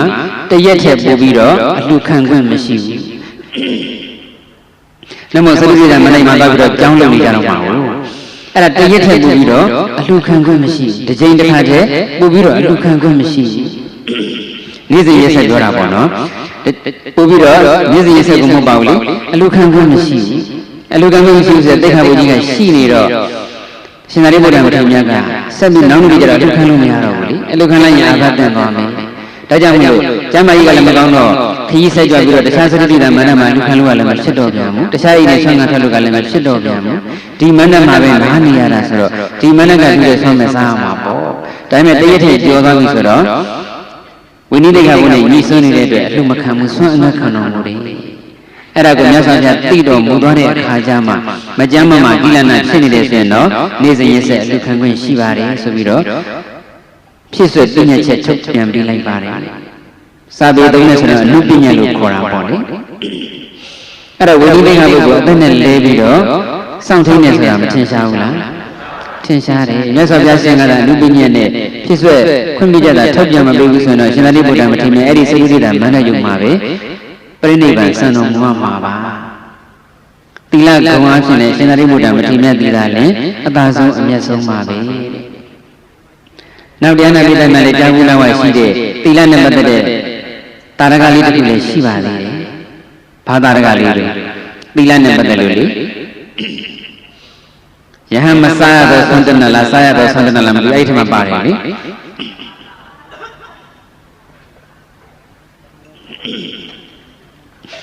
တခါတော့ရှင်သာရိပုတ္တရာမထေရအရှင်မမောဂလန်လမ်းနဲ့အတူလိုင်ကြီးတစ်ခုမှတရင်သုံးတော်မူနေတော့လေနာယောဂပြင်းထန်ဖြစ်တယ်လေနာယောဂပြင်းထန်ဖြစ်တော့ရှင်မမောဂလန်ကမေးတာပေါ့ငါရှင်သာရိပုတ္တရာအရှင်သာရိပုတ္တရာလူဘဝတော်ကလေနာယောဂတွေပါဖြစ်တော့ကဘာဓာတ်ဆာနဲ့ပြောက်ခဲ့ဘူးလို့စေတီကမမင်းဓာတ်ဆာအတိကခင်မိတယ်နော်ဆေးကကြည့်တယ်မဟုတ်ဓာတ်ဆာကအတိကပေါ့အဲ့ဒါဘာဓာတ်ဆာတွေဆန်းပြီးတော့ပြောက်ခဲ့ဘူးလို့ဖရားဆိုတော့လူဘဝတော်ကတော့မေတော်ကြီးကအခုလိုပဲလေနာတွေပါထလို့ရှိရင်ထောဘတ်တို့ဓာတ်တို့ပြားရည်တွေနဲ့ရောဆက်ပြီးတော့ကြိုထားတဲ့နုကနာထမင်းချက်ပေးဘူးလေအဲ့ဒီလိုနုကနာထမင်းလေးစားလိုက်ရလို့ရှိရင်တော့လေနာယောဂပျောက်သွားခဲ့ပါတယ်ဒါဆိုရင်မနေ့ကကြရင်ရှင်ဖျားအတွက်နုကနာဆံရစီရပါမယ်ဗျာတပည့်တော်လူခံခဲ့ပါမယ်ရှင်မမောက်လံပြမဲ့ကလေးမနေ့ကဆွမ်းကထွက်တဲ့နုကနာဆံရကိုရရမှာပဲယုံကြည်နေရှင်သာရိပုတ္တရာနဲ့ရှင်မမောက်လံမထေရမြတ်ပြောနေတဲ့စကားကိုရုပ်ကစိုးနဲ့ကြီးကကြားလိုက်တယ်ကြားလိုက်ရောရှင်မမောက်လံဆွမ်းခံလန်းကအိတ်တအိမ်ကတကားအိတ်တအိမ်ကကလေးကိုဝင်ပူးတော့တာပဲဝင်ပြီးတော့ဒါပြောလဲဆိုတော့ဒီနေ့ရှင်မမောက်လံဆွမ်းခံကြလာလိမ့်မယ်ရှင်သာရိပုတ္တရာမထေရမြတ်ဒီနာယောဂဖြစ်တဲ့နုကနာဆွမ်းလောင်းလိုက်ပါနုကနာဆွမ်းလောင်းလိုက်ပါဟိုခလေးဆက်ချိုးထားတာကိုဆက်ချိုးရတဲ့အဖေတွေမိတွေဆွေတွေမိတွေကမိတာပေါ့ဝင်ပူးတဲ့နတ်ကိုမိတော့မှတခြားဘာမှမလိုချင်ပါဘူးသူ့ကိုပူဇော်စရာပတ်တာစရာဘာမှမလိုပါဘူးမပြောဘဲအောင်ဘာမှမလိုပါဘူးမနေ့ပြန်ဆွမ်းခံကြရတဲ့ရှင်မမောက္ကလံကနုကနာဆွမ်းလောင်းမမလို့ဂတိပေးပါဂတိပေးရင်တော့ထွက်ပါမှာပေါ့အဲ့ဒါနဲ့အိုးရှင်အရှင်မြတ်တဲ့နုကနာဆွမ်းလောင်းမှာပေါ့ဝမ်းမြောက်ဝမ်းသာနဲ့အခုလိုသတင်းပေးတာကိုပဲကျေးဇူးတင်ပါတယ်ပေါ့အဲ့ဒါနဲ့နောက်နေ့ကျတော့အရှင်မမောက္ကလံဆွမ်းခံကြတော့နုကနာဆွမ်းလှူဒန်းလိုက်တယ်အရှင်မမောက္ကလံကလည်းအိမ်မှာဖုံးပြီးရှင်သာရိပုတ္တရာမထေရမြတ်တဲ့တပိတ်နဲ့တည်ယူလာခဲ့လိုင်ငွေပြန်ရောက်လို့ရှင်သာရိပုတ္တရာမထေရမြတ်ကိုနုကနာဆွမ်းဆက်ကတော့ရှင်သာရိပုတ္တရာမထေရမြတ်ကအိုးတိုက်ဆိုင်လိုက်တာမနေ့ကပဲနုကနာဆွမ်းဖုံးမရရင်ညာတော့တယ်ပြောတယ်ဒီနေ့ပဲနုကနာဆွမ်းရလာပြီ ဒီနုကနာဆံဘယ်လိုနည်းနဲ့ရတာပါလဲဆိုပြီးတော့ဘယ်ညင်တကူနဲ့ကြည့်လိုက်တဲ့အခါကျတော့ဟိုရုပ်ကစိုးနဲ့ဒလန်လောက်ထားတာသွားတွေ့တယ်ဂျာခံလူကဂျာခံနတ်ကဒလန်လောက်ပြီးတော့ရတာတဲ့ဒီကနုကနာဆံဝိနည်းနဲ့မယူငါမဖုံးပေးနိုင်ဘူးရှင်မကလန်ကရိုးတည်းဆက်ကပ်ပြီးမဲ့ရှင်ဗျာတိခဏတော်မူပါတပိတော့တီဆံမဖုံးပေးရစေနဲ့အလိုအလျောက်ရလာတာမဟုတ်ဘဲနဲ့ရေကိုစိုးနတ်ကဝင်ပူးပြောလို့ရထားတဲ့နုကနာဆံမှုမဖုံးပေးရစေနဲ့ဗျာအဲ့ဒါရှင်မကလန်ကအတင်းအဓမ္မစွတ်မကပ်ပါဘူးအော်ရှင်ဗျာမဖုံးပေးဘူးဆိုရင်တော့လေတပိတော့ပဲကြည်စီစဉ်လိုက်ပါမယ်ဆိုပြီးတော့နုကနာဆံကိုမြေကြီးပေါ်တွန်းလိုက်တယ်စိတ်ဆိုးယူတော့မဟုတ်ဘူးနော်ငါကတော့သူ့အတွက်စေတနာနဲ့ဆွမ်းခံလာလိုက်ရတာသူကဖုံးလည်းမဖုံးလို့နဲ့ဆောင်းအောင်ပြီးတော့စိတ်ဆိုးရလားခုတရားနာလို့လည်းဆိုတော့ဘယ်လိုနေမလဲခုရှိဘုံမတရားဝင်စီစဉ်ထားတဲ့ဥစဉ်ကလည်းတရားဝဲတွေဆက်လာဟောရင်တော့ဆိုပြီးတော့မနေ့ကပဲထုံပြန်သွားရင်ဒီနေ့ဘယ်လိုနေမလဲကိုထင်ရမလို့များနေမလဲစိတ်ဆိုးမှပဲမဟုတ်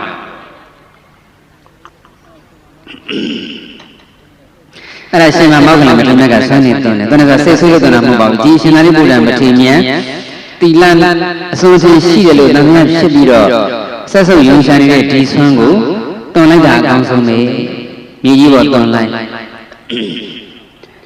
နုကနာဆွမ်းနေလေမြေကြီးပေါ်ကျသွားရောအရှင်သာရိပုတ္တရာမထေရရဲ့လေနာယောဂလည်းယူပြစ်တယ်လို့ပျောက်သွားပါတယ်။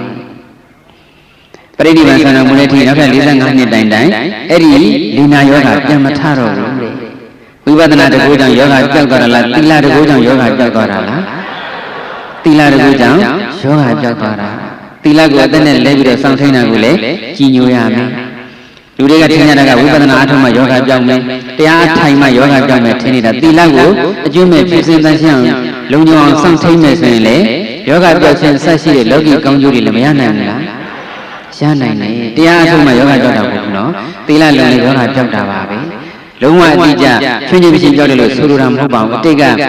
အကုသိုလ်ကဝိပဿနာကြောင့်ဖြစ်တဲ့ယောဂမျိုးတွေလည်းမပြတ်ဘူးပေါ့တလောကလုံးမှာမြတ်စွာဘုရားသီလအားကောင်းတဲ့လူဝိပဿနာဉာဏ်အားကောင်းတဲ့လူရှိပါအောင်မလား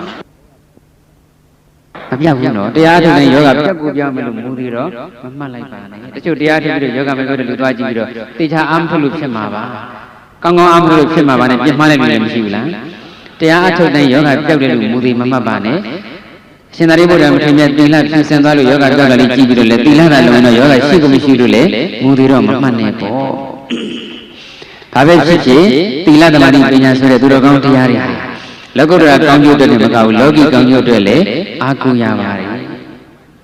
အရှင်သာရိပုတ္တရာမထေရကြီးရဲ့သီလကိုအသက်နဲ့လဲပြီးတော့စောင့်ထိန်မှုကလည်းကြီးညိုစရာကောင်းပါတယ်ဒီလိနာယောဂကြောင့်ပြောတဲ့စကားလေးရှိတယ်လေ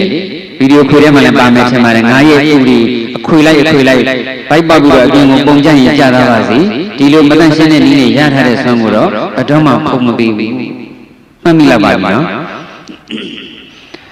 ဒါကြောင့်ဆိုလိုက်ပါသီလဖြူစင်မြတ်ထေရှင်ဘယ်လိုဆက်မလဲအဲ့တိုင်းမဆက်ရမှာပေါ့နော်သုံးခါဆိုလိုက်သီလဖြူစင်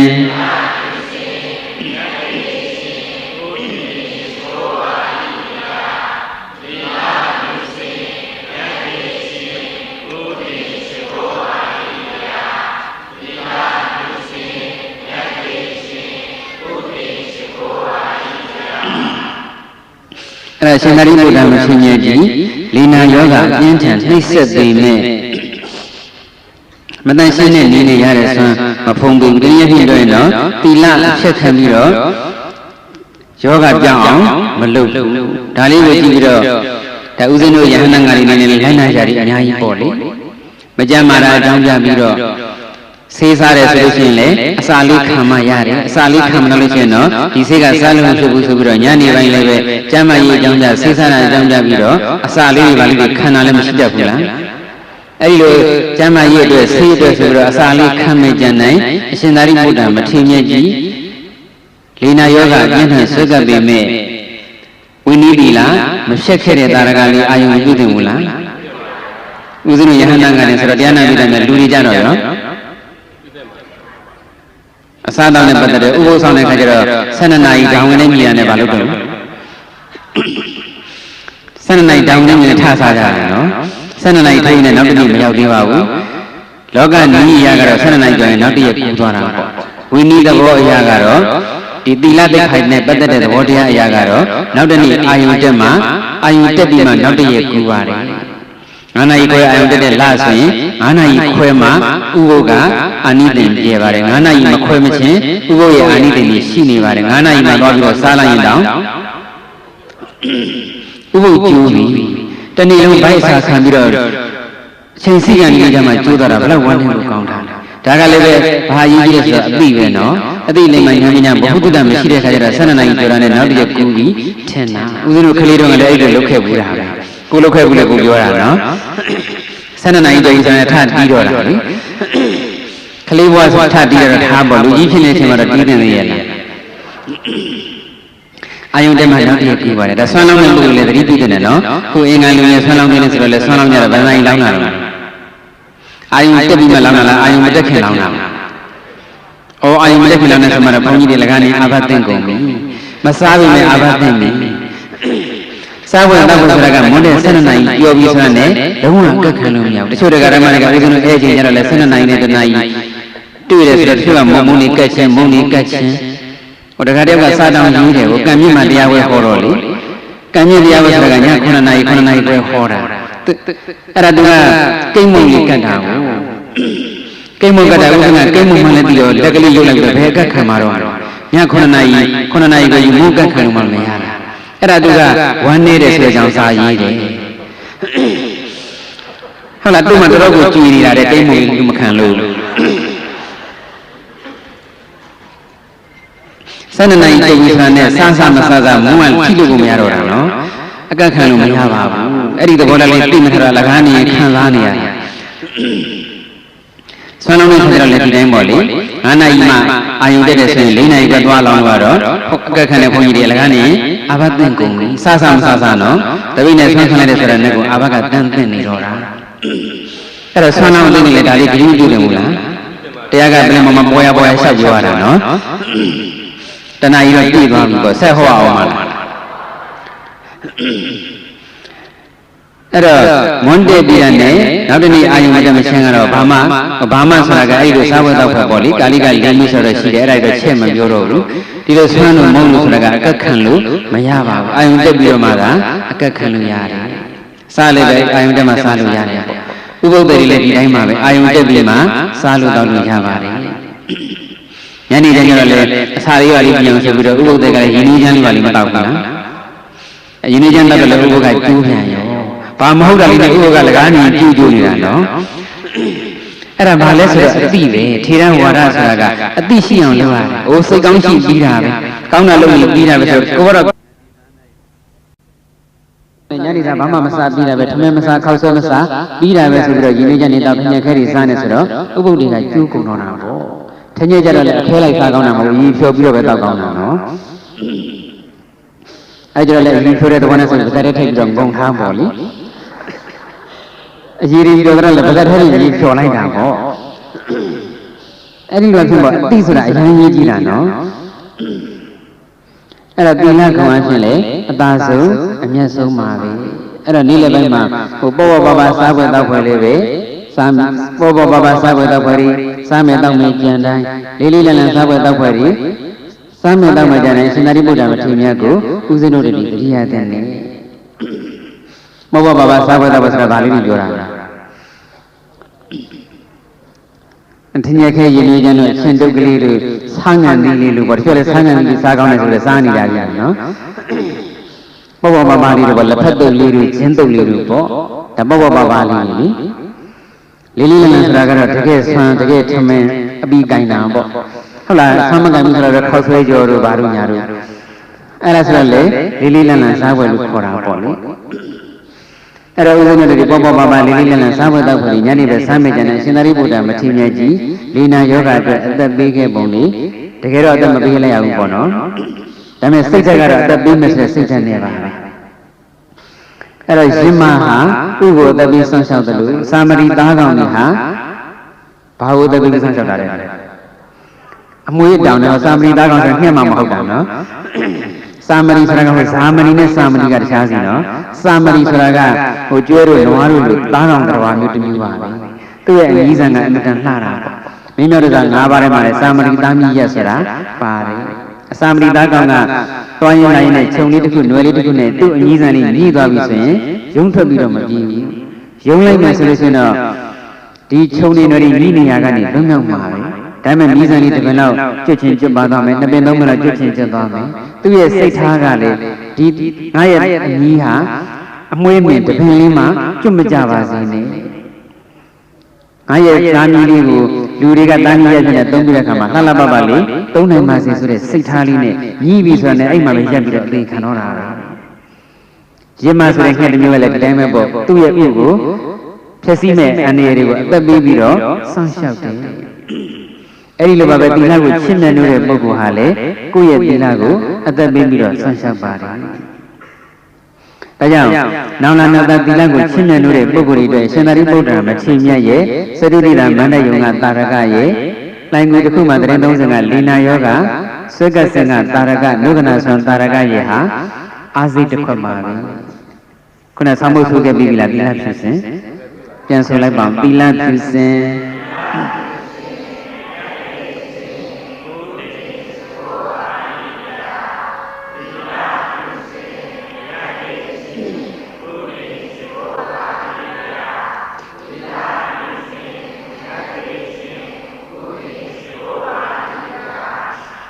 ခုနပေါ်ပေါ်ပါပါစားပေါ်တော့ဆိုလို့ဟိုယဟန်ဖြစ်ခါသားကဖြစ်ပြလေးသွားတတိယ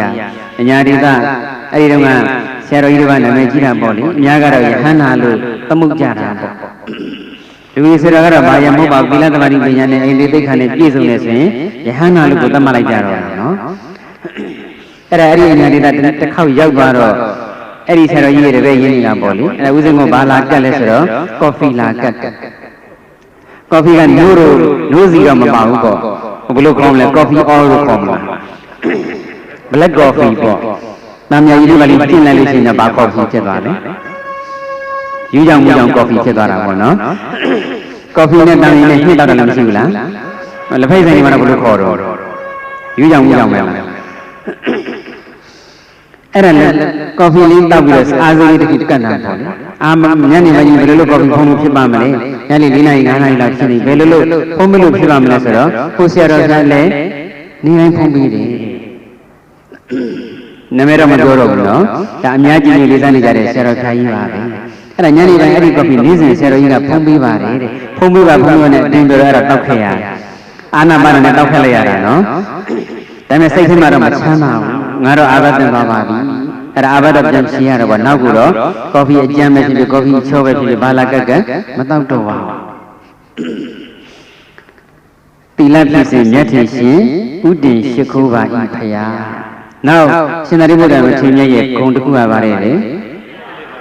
ကိလေသာငြိမ်းမှုကိုကိလေသာဆိုတော့ကိလေသာတွေကဘယ်နှပါတော့10ပါးကဲအစဉ်တိုင်းဆိုကြည့်ပါဦးအမားစီနဲ့ကိလေသာ10ပါးကဲဥလမမိုင်းနဲ့ကြင်ထားတာလေអော်ပြီးတော့လောဘဒေါသမောဟမာနဒိဋ္ဌိဝိသိကိစ္စထိနာဥဒိစ္စဥဒိစ္စပြီးတော့ပါတယ်အာဟိကအနောတ္တပအာဟိတိကအနုတ္တပကိလေသာ10ပါးဆိုရင်အဲ့ဒီ10ပါးပေါ့ဒါမှမဟုတ်အကုသိုလ်စေတသိက်ကဘယ်နှပါးရှိရတယ်နော်အဘိဓမ္မာလိတာတဲ့ပုဂ္ဂိုလ်တွေပါပါတယ်14ပါးလေ14ပါးဆိုတော့နောက်4ပါးကကျန်နေတယ်ကျန်တဲ့အဲ့ဒီ4ပါးကပိုတောင်းဆိုသည်ပိုတောင်းဆိုသည်ဆိုတော့အိဒါမစ္စရိယကုက္ကုဆာ3မျိုးကျန်နေအဲ့ဒါကဒေါသတု4ပါးဆိုတဲ့အတိုင်းပဲဒေါသကိလေသာထဲမှာထည့်လိုက်ပေါ့ဒေါသလို့ကိလေသာ10ပါးမှာကောင်းတတ်ထားပြီးမယ်ဒေါသအိဒါမစ္စရိယကုက္ကုဆာ4မျိုးလုံးတွဲပြီးတော့နှလုံးသွင်းလိုက်ပါဂုဏတော်ပေါ်လေဒီတိုင်းပဲကိုကျင့်ရင်လည်းအဲ့ဒီတိုင်းပဲနောက်ကိလေသာနောက်စိတ်တစ်ခုကမိတ္တာကြတော့ဌိနနဲ့တွဲပြီးမှတ်လိုက်ပေါ့ဌိနနဲ့သဘောချင်းတူလို့အဲ့တော့ကိလေသာငြိမ်းမှုဂုဏ်အဖြစ်နဲ့အသာဆုံးမြတ်ဆုံးဆိုတော့ကိလေသာ10ပါး14ပါးနဲ့တစ်ခုချင်းသာစစ်မယ်ဆိုရင်တော့မိုးလင်းတော့ပြီးပါဦးမပြီးတော့ဘူးအဲ့တော့အကျဉ်းမြင်လေးပဲနည်းနည်းစစ်ကြည့်ပေါ့လောဘဒေါသမောဟမာနရှိ၄မိနစ်လောက်ပဲအကျဉ်းမြင်စစ်ကြည့်ပေါ့လေလောဘကိလေသာငြိမ်းအေးတယ်အဲ့တော့လောဘကြီးနာမပြောခင်မှာကိလေသာငြိမ်းမှုနဲ့ပတ်သက်လို့အကျဉ်းမြင်ခြုံငုံပြီးပြောရမယ်ဆိုရင်ကိလေသာကို ဝါဒနာအငွေ့တမကြံပေတာကဘာလို့လဲမြတ်စွာဘုရားပဲယဟန္တာရှင်တဲ့လည်းကိလေသာပေတာပဲမြတ်စွာဘုရားလည်းကိလေသာကိုအကျွမ်းမဲ့ပေတာပဲဖရာရောယဟန္တာရောပိစိကဗုဒ္ဓရောကိလေသာတွေကိုအကျွမ်းမဲ့ပေတာပဲဒါပေမဲ့ဘာကွာလဲဆိုတော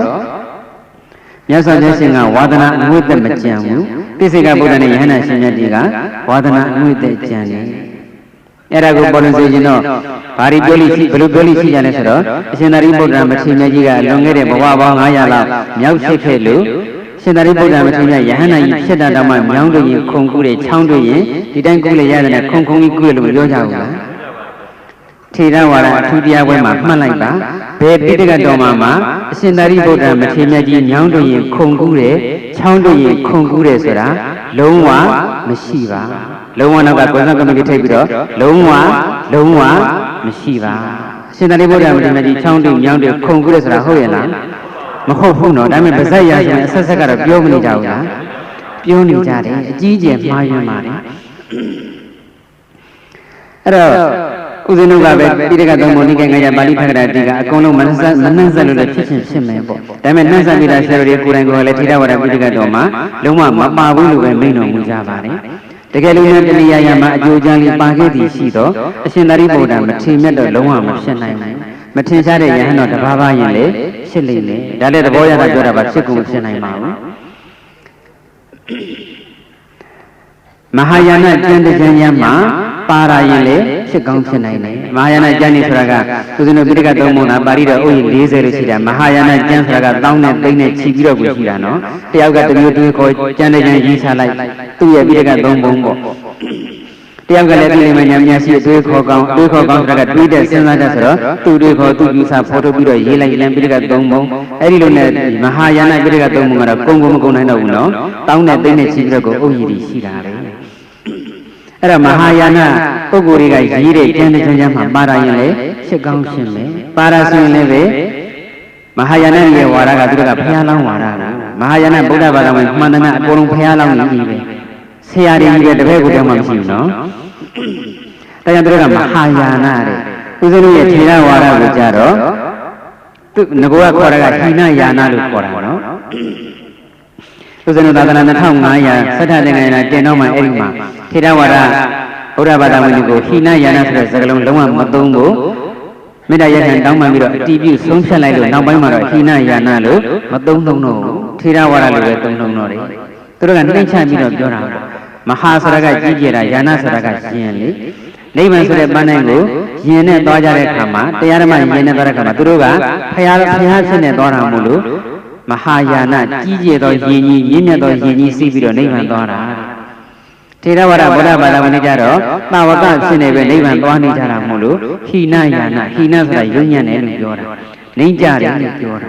ာယာနဆိုတာကယင်ပါပဲကိုတကိုကြီးတကိုယ်တရားရလွတ်မြောက်ဖို့အတွက်ပဲကြိုးစားကိုယ်တိုင်ယဟန္တာဖြစ်ဖို့လောက်ပဲကြိုးစားပြီးတော့နိဗ္ဗာန်သွားကြတာမို့လို့နှိမ့်ကြတဲ့ရင်ယုံညံ့တဲ့ရင်နဲ့နိဗ္ဗာန်သွားတဲ့ပုဂ္ဂိုလ်ကြီးဆိုပြီးတော့ဦးဇင်းတို့ထေရဝါဒတွေကိုမဟာယာနတွေကငကောကဘယ်လိုပြောလဲရလဲဟိနယာနယုံညံ့တဲ့ရင်စီးသွားတဲ့ပေါင်းကြီးတဲ့သူတို့ကနောက်ပိုင်းတော့မတုံ့တော့ပါဘူး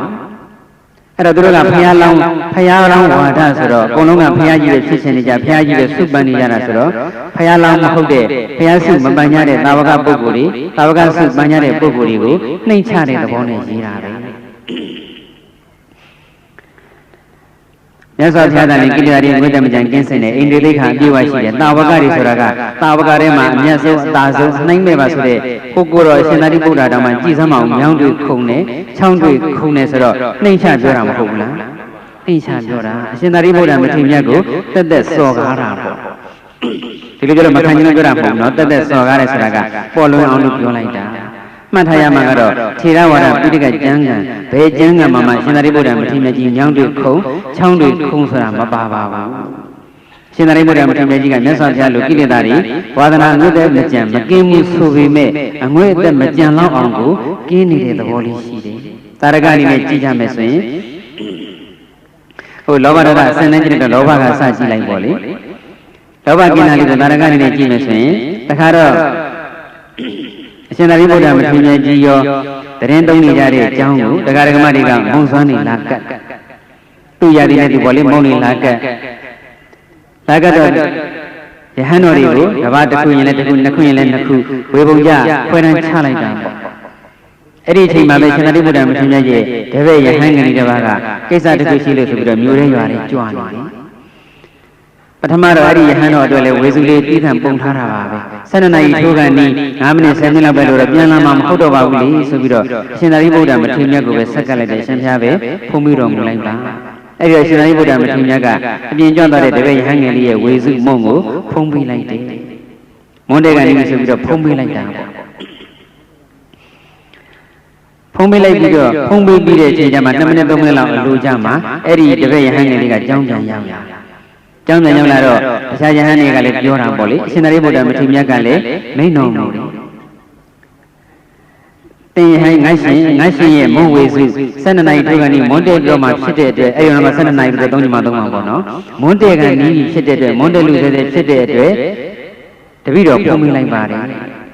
အဲ့ဒီလိုလည်းပြောရောဟိုမုံဝေစုမစားလိုက်ရတဲ့အပြင်ထွက်သွားတဲ့ကိုတော်လေးကရှင်ဗျာလောကမှာလူတိုင်းအကောင်းကြိုက်ကြတဲ့သူကြီးပါပဲလောကမှာအကောင်းမကြိုက်တဲ့သူဆိုတာမရှိပါဘူးအရှင်များလည်းအကောင်းကြိုက်လို့စားကြတာဘာမှမဆမ်းပါဘူးငေါ့ပြီးတော့ပြောလိုက်တာနော်လောကမှာအကောင်းမကြိုက်တဲ့သူလို့တယောက်မှမရှိပါဘူးဗျာမဲ့ရွယ်ပြီးတော့ပြောလိုက်တော့ရှင်သာရိပုတ္တရာမထေရမြတ်ကြီးအတော့ကိုတန်ဝေကရသွားတယ်အကြီးအကျယ်တန်ဝေကရသွားတယ်ဩသူတစ်ပါးရဲ့မုံဝေစုလေးငါစားလိုက်မိတာနဲ့အကောင်းကြိုက်တယ်လို့အပြောခံရတယ်လောဘငါရဲ့ကာယကံငါရဲ့ဝစီကံမှာကိလေသာငွေသက်လောဘကိလေသာအငွေသက်လေးတွန်းမိုးတယ်လို့ဖြစ်သွားပါဘောလာ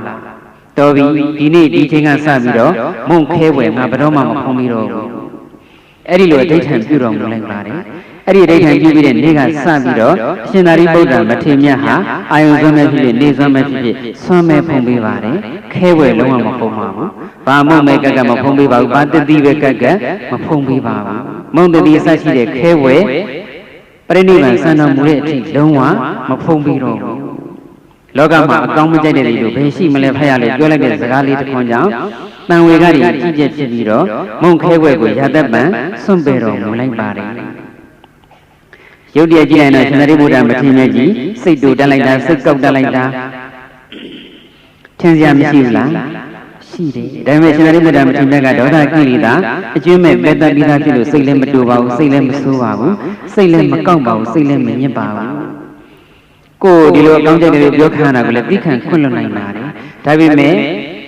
အခုလိုမုံခဲဝဲကိုလုံးဝဆွန့်လွှတ်လိုက်တာမုံခဲဝဲစားဖုံးပေးတာကိုလုံးဝဆွန့်လွှတ်လိုက်တာဟာအရှင်သာရိပုတ္တရာမထေရမြတ်ကြီးရဲ့ပြတ်သားမှုပါကိုမူရနှုတ်မူရမှာကိလေသာအရေးအယောင်တွေရှက်တန်းနေတာကိုလုံးဝမလိုလားတဲ့တိကျပြတ်သားမှုပါတနည်းပြောတော့တန်ရုံးစဉ်နွယ်တဲ့အတုံးမှန်သမျှဆက်စုပ်ယွန်ရှာတဲ့ခိုင်မာတိကျပြတ်သားမှုပါလိုရင်းပြောတော့ပြတ်သားမှုပေါ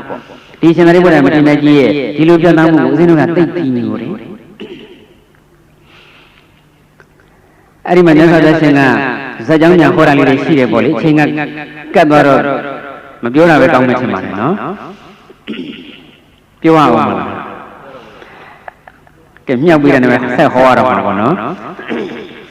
အဲ့တော့အခုရှင်သာရိပုတ္တရာမထေရမြတ်ရဲ့မုံခဲပဲလုံးဝမဖုံးပေးဘူးဆိုတော့ဘုန်းကြီးတို့ကအထူးဆန်းစစ်နေတာပေါ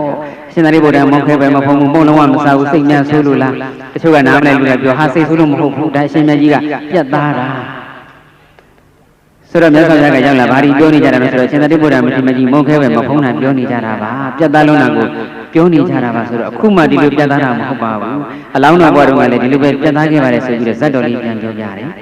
လူရင်းကတော့ဘဝတစ်ခုမှာရှင်သာရိပုတ္တရာမထေရမြတ်ကမွေဖြစ်ခဲ့တာပေါ့ဦးဇင်းတို့ရဲ့မြတ်စွာဘုရားအလောင်းက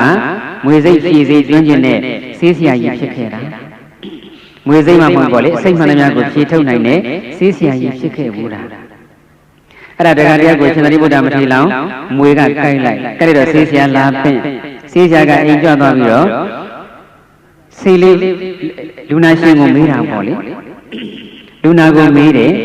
ဆေးကွင်းပြီးတော့ဆေးလိမ့်ပြီးတော့ဒီအစိတ်ကိုစုပ်အပြင်ထုတ်လို့လည်းရတယ်ဒါမှမဟုတ်ကြိုက်တဲ့မွေကိုခေါ်ပြီးတော့ဒီအစိတ်ကိုသူ့ကိုပဲကြိုက်တဲ့နေရာကနေပြန်ထုတ်ခိုင်းပြန်ဆုပ်ယူခိုင်းလို့လည်းရတယ်ဘယ်နည်းနဲ့အစိတ်ဆုပ်ပေးရမလဲအဲ့လိုဆိုတော့ဆေးလိမ့်ဆေးကွင်းပြီးတော့စိတ်တွေထွက်ကြအောင်လုပ်ကြတာဘာမှမထူးဆန်းဘူးပေါ့မြင်ကွင်းမထူးဆန်းဘူးကြိုက်တဲ့မွေကိုယ်တိုင်လာပြီးတော့ကြိုက်တဲ့နေရာကနေအစိတ်ကိုပြန်ဆုပ်ယူသွားတာကြတော့ထူးဆန်းလို့မလို့အဲ့ဒီလိုပဲဆုပ်ယူပြီးပါကြိုက်တဲ့မွေကိုပဲဒီစိတ်ပြန်ဆုပ်ခိုင်းပါဒါ ဒါနဲ့ဘုရားလောင်းဆေးဆရာကကာရမန္တလေးပြုတ်ပြီးတော့အဲ့ဒီမွေလှမ်းခေါ်လိုက်ခေါ်တော့မွေလေးကရောက်လာရောက်လာပြီးတော့တင်ဒီလူကိုကြိုက်တယ်ဆိုတာဟုတ်လားဟုတ်ပါတယ်ကဲတင်ကြိုက်တဲ့နေရာကနေပဲတင်ထုတ်လွှတ်လိုက်တဲ့အစိတ်ကြီးပြန်ဆုပ်ယူလိုက်ပါအဲ့ဒီလိုပြောတော့မွေကပြန်ပြောတယ်ကျွန်ုပ်တကြီးတကဆွန့်ထုတ်ပြီးတဲ့အရာဝတ္ထုကိုဘယ်တော့မှပြန်ယူယူထုံးစံမရှိပါဘူးစွန့်ပြီးသားအစိတ်ကျွန်ုပ်ရဲ့ကတွင်ထဲကနေစွန့်ထုတ်ပြီးသားအစိတ်ကိုဘယ်တော့မှပြန်ပြီးတော့ဆုပ်မယူနိုင်ပါဘူးအတ္တတာအသေးခံမဲ့စွန့်ပြီးသားအစိတ်ကိုတော့ဘယ်တော့မှပြန်မဆုပ်ဘူးဒီတော့ဘုရားလောင်းဆေးဆရာကကဲတင့်အစိတ်သိမ်းပြန်မဆုပ်ရင်တော့တင့်ကိုမီးရှို့ပြီးတော့တတ်ရမှာပဲဆိုတော့ဘေးမှာရှိတဲ့ထင်းကြောင်တွေကောက်ပြီးတော့မီးပုံလေးဖိုးကဲတင်အစိတ်ဆုပ်မလားမီးပုံနဲ့ဆင်းပြီးတော့သိမလားမီးပုံနဲ့ပဲဆင်းသိနေအစိတ်တော့မှမဆုပ်ဘူးဆိုပြီးတော့ရှင်သာရိပုတ္တရာမထေရလောင်းမွေးကမီးပုံကြီးစီကြီးသွားတာအဲ့ဒီမှာလည်းဘုရားလောင်းစိတ်ကအမိလှမ်းဆွဲပြီးတော့ကဲမင်းစိတ်တက်တာမှုတော့ငါလေးစားပါတယ်ကွာမိဘကြီးတွေကခုံမဆင်းလိုက်ပါနဲ့ဒီနေ့ဒီချိန်မင်းစိတ်လည်းပြန်မဆုတ်ခိုင်းတော့ပါဘူးဒီနေ့ဒီချိန်ကစပြီးတော့သူတစ်ပါးကိုညှင်းဆဲမှုမပြုပါနဲ့ငါးပါးသီလလေးစောက်တည်ခိုင်းပြီးတော့ရတတ်ပါသူတစ်ပါးကိုဒီလိုအစိတ်တွေနဲ့မနှိမ့်ဆက်ပါဘူးလို့ကတိတောင်းတာပေါ့လေအရှင်သာရိပုတ္တရာမထေရလောင်းမွေးကလည်းနောက်ကဘုသူ့ကမှဒီလိုအစိတ်တွေနဲ့မပေါက်တော့ပါဘူးမညှင်းဆဲတော့ပါဘူးဆိုတော့ကတိပြီးပြီးတော့တောထဲပြန်ဝင်သွားတယ်ကိုယ်ပါဇက်ကထုတ်လိုက်ပြီးတော့အစိတ်ကိုပြန်ဆုပ်ယူရလားမဆုပ်ယူဘူးအဲ့ဒီပြတ်သားမှုကိုဦးဇင်းတို့တော့သိကြည်ညိုတယ်ကြည်လေးကြည်ညိုတယ်အားလဲအားကြတယ်ပြတ်သားတဲ့လူတယောက်လည်းဖြစ်ချင်တယ်ဒီဇတ်တော်ဒီဝိထုဒီဖြစ်ပျက်ကလေးကိုကြည့်ပြီးတော့ပဲဦးဇင်းတို့ကပြတ်သားဆိုတဲ့စကားလုံးလေးပါတယ်တရားတော်တော့တတ်တတ်ဟောအောင်ပါပါကိုယ်ရအတိုင်းနဲ့ယဟန်ဆိုတော့တခြားကုံတွေပါပေါ်လွန်ပြောရတာပေါ့တရားနာပြီးတဲ့အခုဒီရှင်သာရိပုတ္တရာမထေရမြတ်မုံခဲဝဲတစ်တလုံးမဖုံးပြတော့တာကိုကြည်ခြင်းအချင်းရှင်သာရိပုတ္တရာမထေရမြတ်ရဲ့တဏ္ဍာမှာလောဘကိလေသာတွေငြိမ်းကြီးလေဆိုတာမထင်ရှားဘူးလားငြိမ်းကြီးတဲ့နောက်မှာရိုးရိုးငြိမ်းရလားအငွေ့သက်မကြံသလောက်ငြိမ်းကြီးတာလားအငွေ့သက်မကြံမှုတို့ကိုထင်ရလောက်အောင်ရှင်သာရိပုတ္တရာမထေရမြတ်ကိလေသာတွေငြိမ်းကြီးပါတယ်ဒီတော့ကာမဝတ္ထုလူလားစရာနှိမ့်သက်စရာတာယာစရာပစ္စည်းဝတ္ထုတွေပေါ်မှာကိုယ်ဘလောက်စွန့်နိုင်တယ်လေစွန့်ပြီးသားအရာကိုကိုယ်ဘလောက်ပြတ်သားတယ်လေကိုယ့်ကိုဆင်ញင်စကားရုံပဲနော်ဒါနကောင်းမှုမှလည်းပဲဒါနကောင်းမှုပြုတယ်ဆိုတာလေကိုယ်ပိုင်ဆိုင်တဲ့ပစ္စည်းဝတ္ထုစွန့်လိုက်တာပဲမဟုတ်ဘူးလားအဲ့ဒီပေါ်မှာဘလောက်ပြတ်သားတယ်လဲဆိုတာနန္ဒာရှင်ထုံမတော်မှလည်းခေါ်ခဲ့ပြီးသားပြင်လိုက်ရင်ပြတ်သွားမှာပါဆိုတဲ့တရားတွေမှလည်းခေါ်ခဲ့ပြီးသားပြတ်သားဖို့မလိုဘူးလားပစ္စည်းဝတ္ထုစွန့်တဲ့ကိစ္စမှမဟုတ်ပါဘူးဘယ်ကိစ္စမဆိုပြတ်သားဖို့အရေးကြီးတယ်ငယ်ငယ်တုန်းကဝတ္ထုစာအုပ်ပေါ့လေဝတ္ထုကတော့ခြေဝတ္ထုပေါ့အဲ့ဒီခြေဝတ္ထုကဦးဇင်းကခြေဝတ္ထုဖတ်တယ်ဆိုလည်းပဲမှတ်စရာသားကြလေးတွေခွင်းလေးတွေနဲ့ကွန်းထားပြီးတော့မှတ်စုစာအုပ်တွေထည့်မှတ်လိရှိတာပေါ့ဒါပေမဲ့အဲ့ဒီမှတ်စုတွေကတော့မရှိတော့ဘူးသူများကကောင်းလို့ကူးကျင်တယ်ဆိုယူသွားပြီးတော့ပြန်မပြီးပျောက်သွားတာမှတ်စုတွေလည်းမရှိတော့ဘူးအခြေဝတ္ထုမှတ်စုတွေလေအခြေအကြောင်းတွေတော့မဟုတ်ပါဘူးဘဝအကြောင်းတွေရွေးမှတ်ထားတာပါနော်နောက်ပိုင်းတော့မှတ်စုစာအုပ်တွေငှားပြီးပြန်မပြီးပျောက်တော့စိတ်နာပြီးတော့ဘယ်တော့မှမမှတ်တော့ဘူးဘာမှကိုမှတ်စုဆိုတာဥစဉ်ဘွားမှာရှိကုန်မရှိဘူးနော်တရားတွေဟောကောင်းတဲ့ပေါ်တာပဲရှောက်ခေါ်နေတာမှတ်စုကိုမရှိဘူးဘာလေးတခုတော့မှတ်မိနေတယ်လဲဆိုတော့စကားပြတ်မှချမ်းသာတယ်တဲ့စိတ်ပြတ်မှနိဗ္ဗာန်ရောက်တယ်ဒါအမေလားအဖေလားမသိဘူးဇက်ကောင်ဇက်လိုက်မင်းကလေးကိုသူ့ရဲ့အဖေသို့မဟုတ်သူ့ရဲ့အမေသို့မဟုတ်သူ့ရဲ့ဦးလေးပေါ့လေတယောက်ကဆုံးမလိုက်တဲ့စကားလေးသမီးတဲ့လောကမှာစကားပြတ်မှစီဝါတက်တယ်စိတ်ပြတ်မှနိဗ္ဗာန်ရောက်တယ်အမတန်ကောင်းတယ်နော်ပြတ်သားမှုကြောင့်ပြောပြီးဆိုတော့ဦးဇင်းတို့ကတရားဝဲကိစ္စပဲတတိယတော့တာပဲတရားဝဲလက်ခံပြီးတော့ဟောတဲ့ကိစ္စမှာဦးဇင်းကပြတ်သားတဲ့တွေလားမပြတ်သားတဲ့တွေလားမပြတ်သားလို့ဒီနေ့ပြင်မောရောက်လာတာပေါ့ပြတ်သားရင်မရောက်ဘူးနော်အဲ့တော့တရားကလုံးဝမဟုတ်ဘူးလို့မဟုတ်ဘူးတလားတော့တစ်နှစ်ကိုတလားတော့ဟောပြီးမယ်လို့ဆုံးဖြတ်ထားတာတတ်မှတ်ထားတဲ့လားရဲ့ပြင်မလွန်သွားရင်တော့လက်မခံနိုင်ဘူးလို့ဆုံးဖြတ်ထားတာပေါ့ဒီဇင်ဘာ17ရက်နေ့ကစဟောကြတာဆိုတော့ဇန်နဝါရီ17ဆိုရင်တလားမကြည့်ဘူးလားဒီဆို19ဆိုပြန်မှာနော်အဲ့ဒါမပြတ်မဲ့အခုဆက်ဟောနေတယ်ဆိုတော့မပြတ်သားလို့ပေါ့တရားဟောတယ်ဆိုတာကောင်းတဲ့အလုပ်ပါပဲရှင်ပြခုနကတော့အရှင်သာရိပုတ္တရာမထေရကြီးပြတ်သားတဲ့ဆိုတာကမုံခဲဝယ်ဖုံးပေးတဲ့ကိစ္စအစသာကိစ္စပြတ်သားတာပါတရားဟောတယ်ဆိုတာကအကုသိုလ်လုံးမမှုတာဘာလို့ပြတ်သားခြင်းရတာတော့မေးကြမရှိဘူးလားဖြေကြရလည်းအများကြီးရှိတယ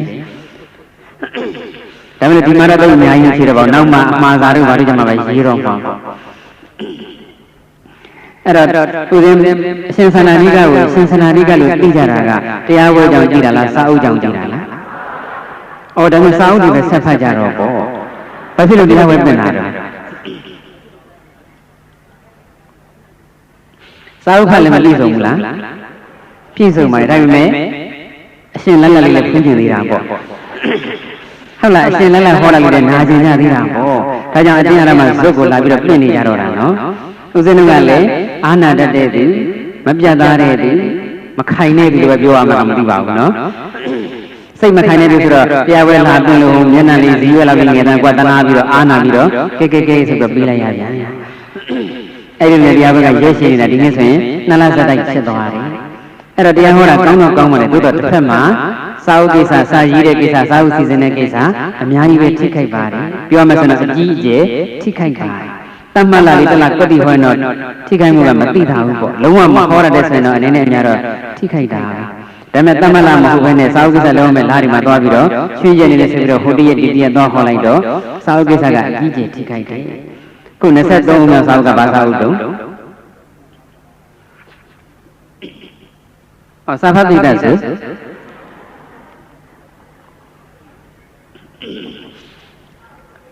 23မြောက်စာအုပ်ကမစာအုပ်မပြီးလို့တယ်ဒါဖြင့်ပေးတဲ့အကောင်လုံးလိုက်ပြီးမှဖြစ်မယ်နော်မချစ်တဲ့မမုန်းတတ်တဲ့သူ24မြောက်စာအုပ်ကအနီဝေးပေမဲ့အဝေးနေမဟုတ်ပါဆိုပြီးတော့ထုတ်ဖို့စီစဉ်ထားတာရေးသားထားတာ95ရာခိုင်နှုန်းရေးပြီးနေပြီဒါပေမဲ့လည်းနိုဝင်ဘာလထဲမှာဟိုတရက်ဒီတရက်နဲ့နေတရားပွဲလေးတွေနေ့ရက်3ရက်ဆက်တာလည်းရှိတယ်တရက်2ရက်ခြားတာလည်းရှိတယ်တစ်ပတ်ခြားတာလည်းရှိတယ်အဲ့လိုလေးတွေကိုလိုကလန်နေကြားခံသွားတော့အဲ့ဒီစာအုပ်ကဒီဇင်ဘာလကုန်မှာထွက်ရမယ့်စာအုပ်ခုတည်းထိမထွက်နိုင်တော့ဘူးထွက်ဖို့ဆိုတာဝေရပုံနေတဲ့အနိုင်တဲ့အဆင့်ထိကိုမရောက်သေးဘူးစာပေစစ်စီတင်တဲ့အဆင့်ထိကိုမရောက်သေးဘူးအဲ့ဒါတွေကဘာရဲ့အနှောက်အယှက်လဲဆိုရင်တရားဝဲရဲ့အနှောက်အယှက်ဟုတ်လားတရားဝဲရဲ့အနှောက်အယှက်ဟုတ်တယ်ခုနကကမကြီးပြောတာပိုးမှန်တယ်မပြတ်သားမှုရဲ့အနှောက်အယှက်ဟုတ်တယ်ပေါ့ကိုယ်သာပြတ်သားလို့ရှိရင်တော့ဘလောက်မျက်နှာပူတဲ့လူဖြစ်ဖြစ်ဘလောက်မျက်နှာနာတဲ့လူဖြစ်ဖြစ်ဟင်းနဲ့ညင်းလို့မရဘူးလားခုနဟင်းမျိုးပဲဟုတ်ကဲ့ကြီးလုံးနေတာပြတ်သားလို့လားမပြတ်သားလို့လားမပြတ်သားလို့အခုဒီမှာတရားနာပိဋကမကဥစဉ်ကိုအရှင်လက်လက်ပူရအရှင်လက်လက်နာရဆိုတော့မကြည်ညိုဘူးလားဒါပေမဲ့ဥစဉ်ကတော့ကိုယ့်ကိုယ်လုံးဝမကြည်ညိုဘူးဘာလို့မပြတ်သားလို့လေမင်းကရုဏာကြောင့်ဟောရဆိုတယ်ကြည်ညိုစရာကြီးပေါ့နော်တရားနာပိဋကတရားဝင်လာတဲ့နေပုံမှာလာတဲ့နေသူဒီပုံမှာတဏှာတက်တယ်ကျင်နာတက်တယ်နားလေတက်တယ်ခွင့်လွတ်တက်တယ်ဆိုတော့လေမေတ္တာကရုဏာရှိတော့ငါကြည်ရင်တော့လေတရားဝဲတွေတော်တော်များများလေးလက်ခံနေတာကြီးညိုစရာကြီးပေါ့ဒါမဲ့လို့ပြတ်သားမှုမပြတ်သားမှုရှိတော့ငါကြည့်ရင်တော့ကြီးညိုစရာမကောင်းဘူးသူတစ်ပါးကြီးညိုဖို့အဓိကလားကိုယ့်ကိုယ်ကိုကြီးညိုဖို့အဓိကလားလောကကြီးမှာကိုယ့်ကိုယ်ကိုကြီးညိုဖို့အဓိကသူတစ်ပါးကြီးညိုဖို့နဲ့ကိုယ့်ကိုယ်ကိုကြီးညိုဖို့နဲ့ဘယ်ဟာကပိုခက်လဲကိုယ့်ကိုယ်ကိုကြီးညိုဖို့ကပိုခက်တယ်တရားနာပိဋကနာကဥစဉ်ကိုသူတစ်ပါးရဲ့ကြီးညိုခံစေချင်တာလားကိုယ့်ကိုယ်ကိုလည်းကြီးညိုတဲ့သူဖြစ်စေချင်တာလားကိုယ့်ကိုယ်ကိုလည်းကြည်ညိုတဲ့သူဖြစ်စေခြင်းနဲ့ဆိုတော့ပြတ်သားရမှာလားမပြတ်သားရဘူးလား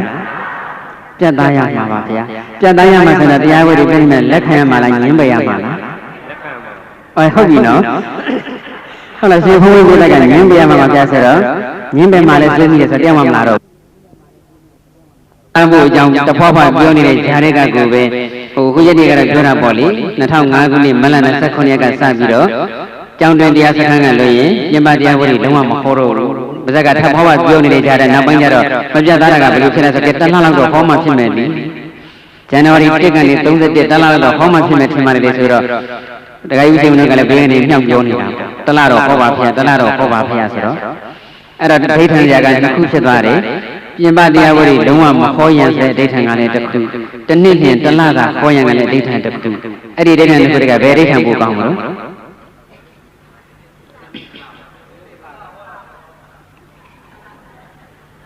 ကဲရှင်ဖုံးဘက်မှာပဲအဋ္ဌံပြုရမှာနော်တနေ့တွင်တလတွင်တရက်ထဲခက်ခဲတဲ့ကဲအဲ့လိုဘယ်လိုတော့မှမသိသေးဘူးဖြစ်နေတာနော်အဲ့ဒါကရှင်သာရိပုတ္တရာမထေရမြတ်ကြီးနဲ့ကြွားခြင်းတိုင်းကြွားနေတော့တာအဲ့တော့ပြတ်သားရမယ်ဆိုတာကအဓိကကတော့မလုတ်တဲ့မလုတ်ထိုက်တာတွေမလုတ်ဖို့ပြတ်သားရမယ်မပြောတဲ့မပြောထိုက်တာတွေမပြောဘူးပြတ်သားရမယ်မတွေးတဲ့မတွေးထိုက်တာတွေမတွေးဘူးပြတ်သားရမယ်လူရင်းကတော့မကောင်းမှုမှန်သမျှမပြုလုပ်ဖို့ပြတ်သားရမှာပါဒါကအဓိကပဲနော်တရားဟောတဲ့လူကတော့ကောင်းတဲ့လူပါပဲသို့တော့ ခုနမကောင်းတဲ့အလုပ်မှန်သမျှမလုပ်ဖို့ပြတ်သားရမယ်ကောင်းတဲ့အလုပ်ကြပြန်တော့ရောကောင်းတဲ့အလုပ်တွေလုပ်တဲ့အလုပ်တွေလုပ်ထိုက်တဲ့အလုပ်တွေကတော့အများကြီးရှိတာပဲလုပ်တဲ့အလုပ်တွေအများကြီးရှိတဲ့ထဲကမ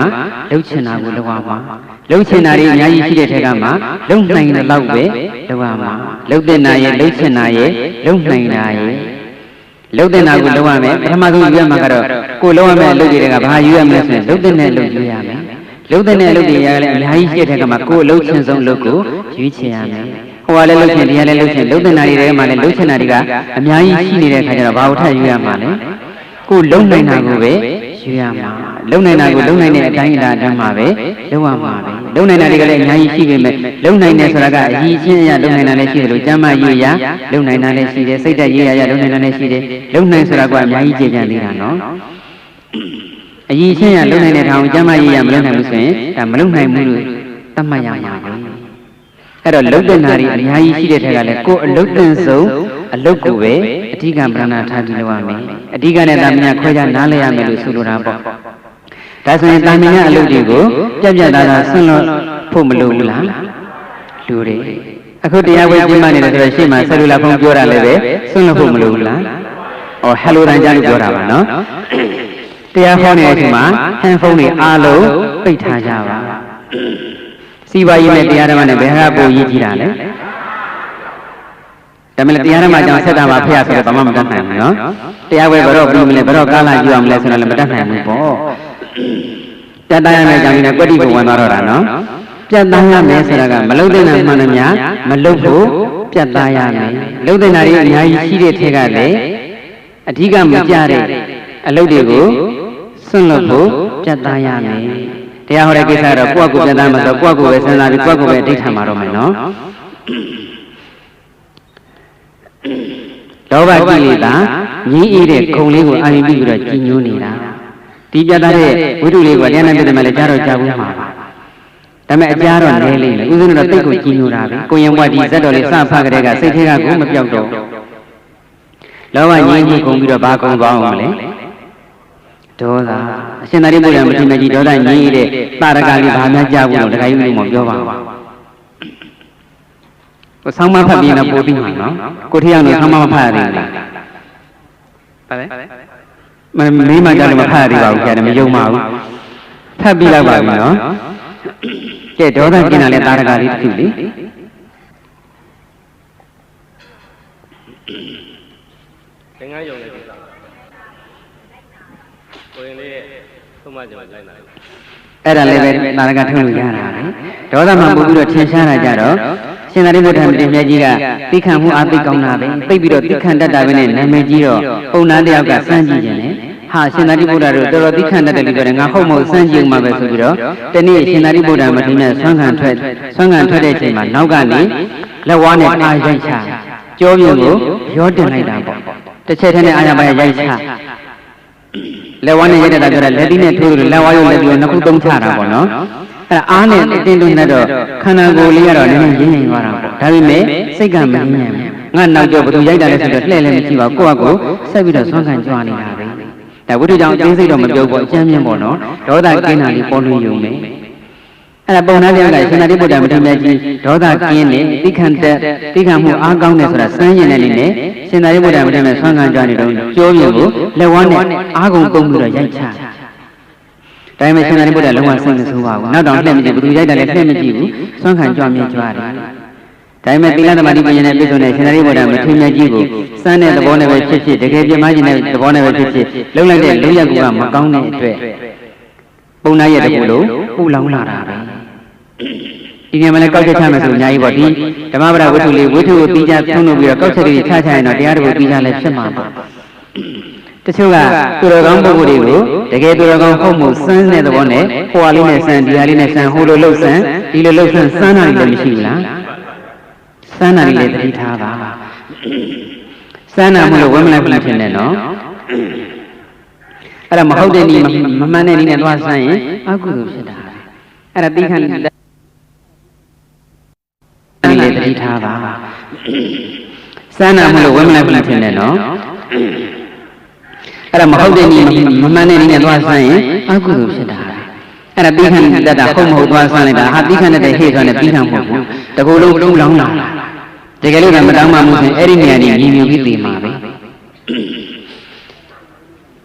အဲ့ဒါရှင်သာရိပုတ္တရာမထေရမြတ်ကိုအချက်ချင်းပဲတောင်းပန်တော့တာပေါ့လေအရှင်ဘုရားကိုတကူတော့လက်ဝါးနဲ့ရိုက်မိတာခွင့်လွှတ်တော်မူပါခွင့်လွှတ်ပါတယ်ရှင်ဒီတိုင်းမဆုံးနိုင်ကြွနေတာရှင်မြတ်ခွင့်လွှတ်တယ်ဆိုတာဒီတိုင်းမရဘူးဖေ။မသူကလည်းကြက်ကြိုင်တာနော်ခွင့်လွှတ်တယ်လို့ပြောနေတတိတော့လက်မရသေးဘူးတတိတော့ကိုတကယ်ခွင့်လွှတ်တယ်ဆိုရင်အရှင်ဘုရားရဲ့တတိလေးတတိတော့ပေးပါတတိတော့ရေကိုဆွမ်းခံကြပါဒီနေ့အရှင်ဘုရားရဲ့တတိတတိတော့အိမ်ကဆွမ်းနေပဲလောင်းလိုက်ပြရစီဒါနဲ့ရှင်သာရိပုတ္တရာမထေရမြတ်ကလည်းတတိလေးပေးလိုက်တယ်အဲ့ဒါရှင်သာရိပုတ္တရာမထေရမြတ်ရဲ့ပြောပြကိုလက်ဝါးနဲ့ရိုက်တာကိုမြင်လိုက်ရတဲ့တွေကဒုတိယဓာတ်တွေဆွဲချလာပြီးတော့ဒီပုံနဲ့တတ်မယ်ဆိုပြီးတော့လာကြရှင်သာရိပုတ္တရာမထေရမြတ်ကအိမ်ထဲမှာဆွမ်းလို့ခံယူပြီးတော့ပြန်ထွက်လာအဲ့ဒီပုံနာကိုပဲဒီတပိတ်ပေးလိုက်တယ်တကတော့ဒီတပိတ်ကိုတကတော့ပဲကင်ခဲ့ပါဘာလို့လဲဆိုတော့တကယ်လို့ဒီတပိတ်ကကင်မလာဘူးဆိုရင်တမတော်မှာလေဟုတ်ကဒုတိယဓာတ်တွေနဲ့တမတော်မှာမဟုတ်ဘူးလားဟိုပုံနာကလည်းကြည့်တယ်သူတမတော်မှာဆက်ပြီးတော့စဉ်းစားတယ်ပြီးတော့တပိတ်ယူနေမှပြန်နောက်ကလိုက်လာတာအဲ့ဒါနဲ့ရှင်သာရိပုတ္တရာမထေရမြတ်ကဟဲ့တကတော့ဒုတိယဓာတ်တွေနဲ့ဘယ်လိုဖြစ်လာတော့တပိတ်တော့မကြည်နပ်ဘူးခင်ဗျာဟဲ့ဘာမကြည်နပ်တာလဲအရှင်ဘုရားကြောမျိုးကိုလက်ဝါးနဲ့ရိုက်ချတာတကယ်တော့မြင်လိုက်တယ်ခင်ဗျအရှင်ဘုရားမှာဘာအပြစ်မှလည်းမရှိဘဲနဲ့သူ့ကိုဘာမှလည်းလုပ်တာမဟုတ်ဘဲနဲ့အလကားနဲ့ရင်စော်ကားတာတကယ်တော့မခံနိုင်ဘူးခင်ဗျအရှင်ဘုရားပုံတိုင်းလက်ထက်ကတပိတ်အရှင်ဘုရားပြန်ယူပါဗျာအရှင်ဘုရားပြန်ယူလိုက်ပါပြန်ယူလိုက်ရင်ဟောတမတော်မှာလေဒါတိတော့ရှင်ရိပုတ္တရာမထေရမြတ်ကပြန်မယူပါဘူးမင်းတခါတို့ရဲ့ကြောမျိုးကိုရိုက်တာလားကြောမျိုးကိုလက်ဝါးနဲ့ချတာလား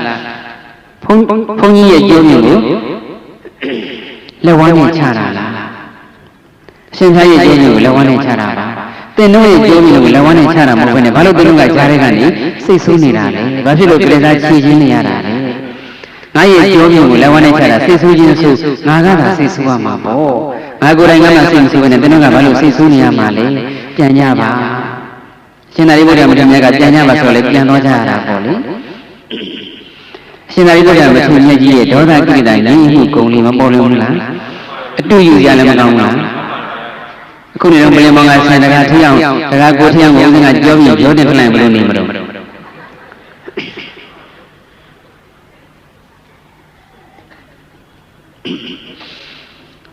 ကြောပြီးပြောနေတာဆင်လို့ဖနှောင်းနဲ့ပေါင်းရအောင်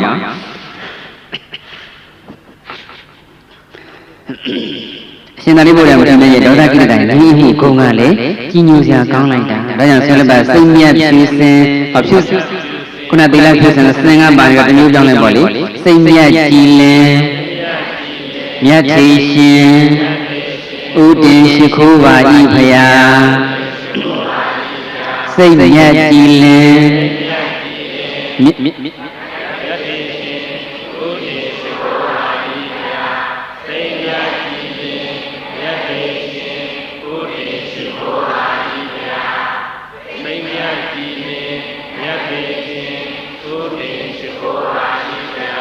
စိတ်မြတ်တဲ့စိတ်စီလင်းတဲ့စိတ်တန့်စင်တဲ့စိတ်အေးချမ်းတဲ့ဆိုတာကကိလေသာငြိမ်းမှုကိုပြောတာပါပဲကိလေသာငြိမ်းတဲ့ဆိုတာကလောဘဒေါသမာနဆက်ရှိတဲ့မကောင်းတဲ့ဓာတ်တွေငြိမ်းရုံသက်သက်မဟုတ်ဘူးတရားဝရိယတတိသမารိပညာမေတ္တာကရုဏာမုဒိတာခန္တီအဆက်ရှိတဲ့သူတော်ကောင်းတရားတွေလည်းပြည့်စုံတာကိုပြောတာလောဘဒေါသစတဲ့ကိလေသာကင်းရုံသက်သက်မျှမဟုတ်ဘူးနော်မေတ္တာကရုဏာဆက်ရှိတဲ့သူတော်ကောင်းတရားတွေလည်းပြည့်စုံရတယ်လောဘလေးတော့ငြိမ်းမှရဲ့ဒေါသလေးတော့ငြိမ်းမှရဲ့မေတ္တာကခေါင်းပါကရုဏာကခေါင်းပါဆိုရင်ကိလေသာငြိမ်းနေဆိုတာအပြည့်အဝငြိမ်းနေတာမဟုတ်သေးဘူး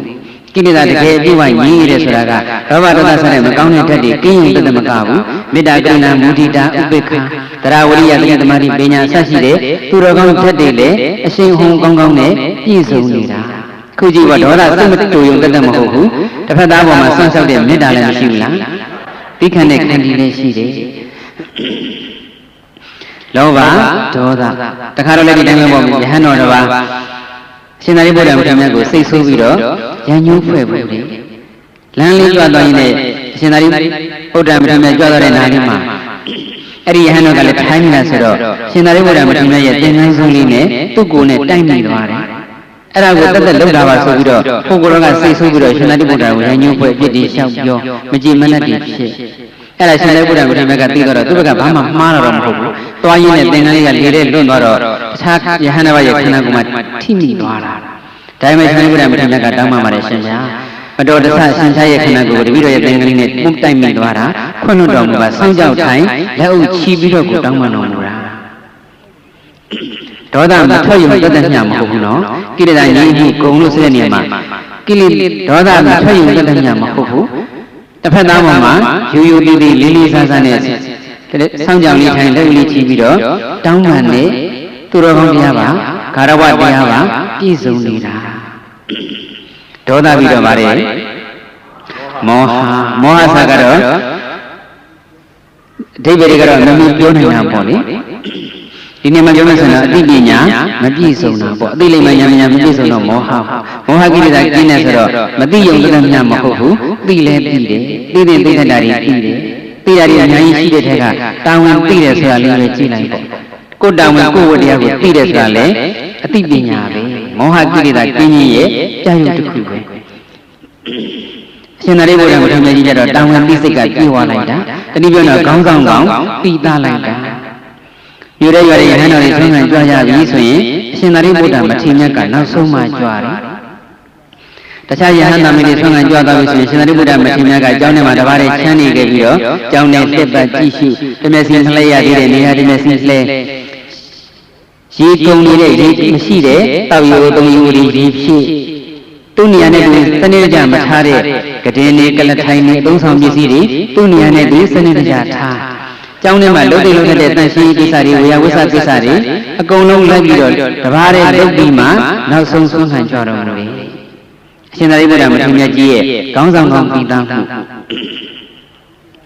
မြတ်စွာဘုရားနဲ့ခရီးဒေသစာရီတွေကြွချပြီးဆိုရင်လေမြတ်စွာဘုရားရှင်နောက်တော်ဘက်ကကပ်ပြီးတော့ငါလက်ရရမယ်ငါအခါတော်ကပဲဆိုပြီးတော့မြတ်စွာဘုရားနောက်ကနေကပ်ပြီးတော့မျက်နှာလုပ်ပြီးမကြွပါဘူးတန်ခါပိဋကရဲ့နောက်ဆုံးအနေပဲကြွတော်မူတယ်ဘာလို့လဲဆိုတော့တန်ခါပိဋကရဲ့နောက်နာမကတက်ကြီးရုံယဟန်တော်တွေမကြမ်းမမှဖမ်းနာနေတဲ့ယဟန်တော်တွေကဖြည်းဖြည်းနှင်းနှင်းကြွနေကြတာဆိုတော့အဲ့ဒီကျမ်းမာရေးမကောင်းတဲ့ယဟန်တော်တွေတက်ကြီးရုံယဟန်တော်တွေရဲ့လိုအပ်တာလေးလိုအပ်ချက်ကလေးတွေကိုဖြည့်ဆည်းပြီးတော့တက်ကြီးရုံယဟန်တော်တွေအားနေတဲ့ယဟန်တော်တွေကိုကုညီဖေးမှပြုစုပြီးတော့မှနောက်ဆုံးကနေကြွပါတယ်နှီးပြီးတော့ကြံခဲ့တဲ့စောင့်ခေါ်လို့ပေါ့လက်တွဲခေါ်လို့ဖေးမှခေါ်လို့ပေါ့ခေါင်းဆောင်ကောင်ဘလောက်ပုဒ္ဒထားလဲတာဝန်ပိစိတ်ဘလောက်ကြီးဝါထားလဲခေါင်းဆောင်ကောင်ဆိုတာသူတစ်ပါးကိုမိမ့်ပေးနေရုံညွှန်ကြားနေရုံနဲ့မပြီးပါဘူးကိုယ်တိုင်လည်းလုပ်ထက်တဲ့အလုပ်တွေကိုလူမြင်ရရှင်းနာကနေပဲဖြစ်ဖြစ်လူကွယ်ရနောက်နာကနေပဲဖြစ်ဖြစ်စေတနာပပမေတ္တာပြည့်ပြည့်နဲ့စစ်စစ်ဆက်ဆက်လုပ်ကင်နိုင်စွမ်းရှိရပါတယ်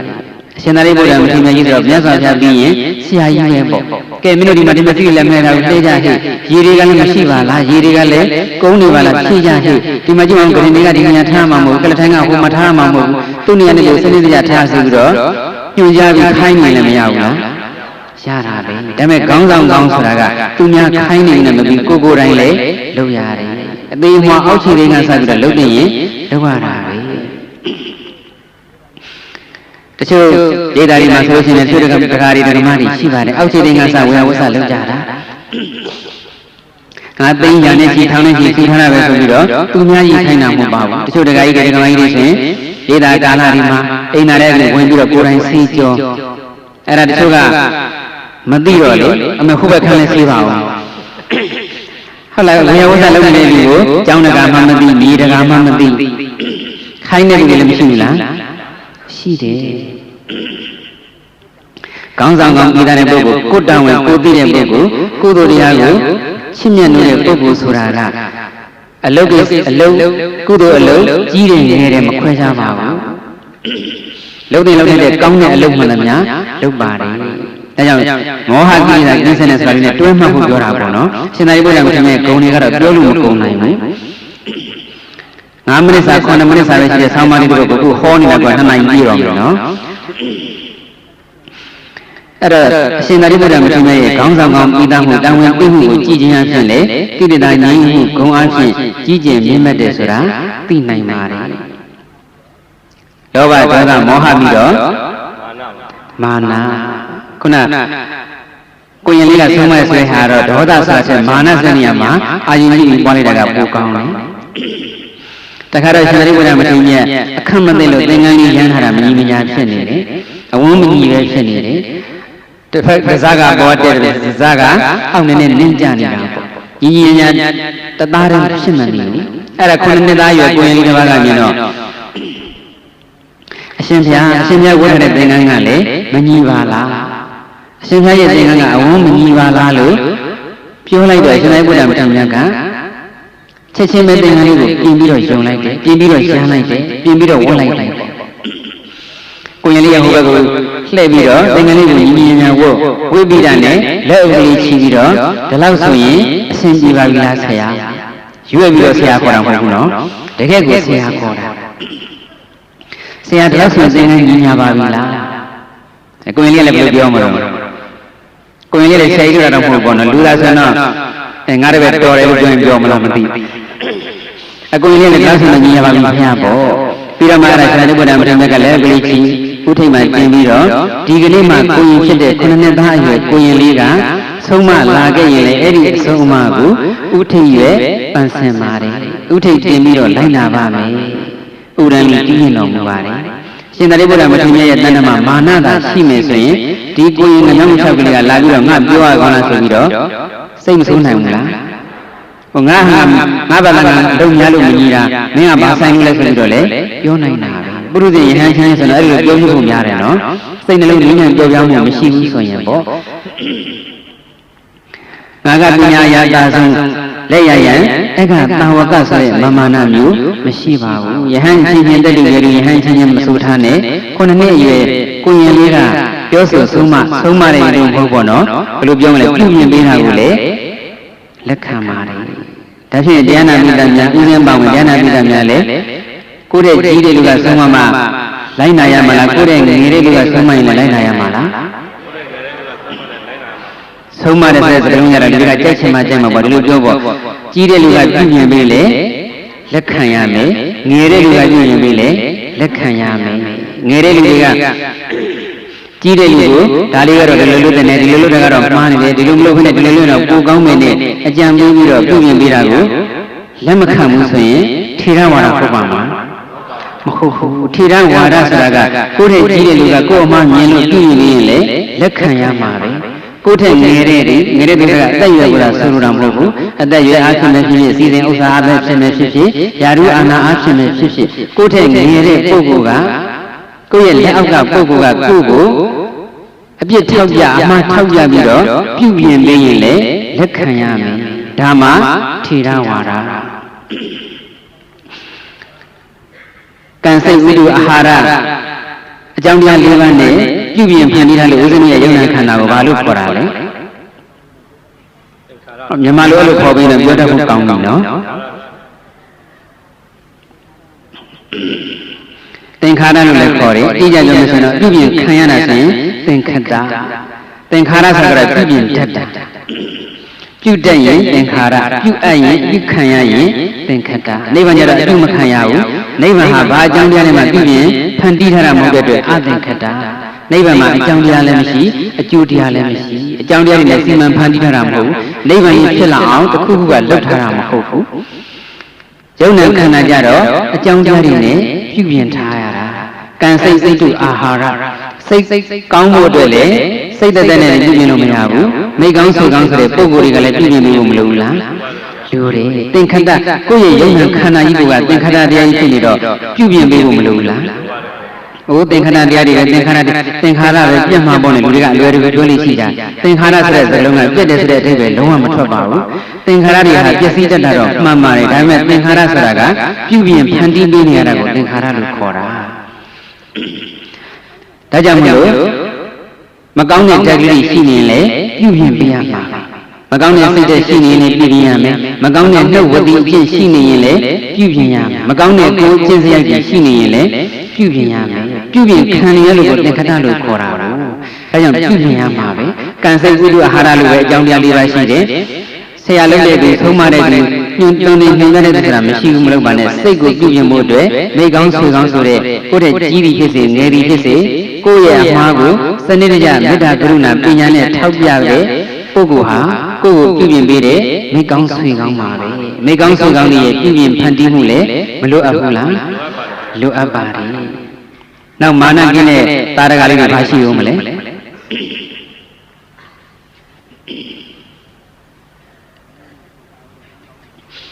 အနိုင်မဲ့ယဟန်စာအုပ်တော့ရောင်းကောင်းတော့မယ်ထင်တယ်နော်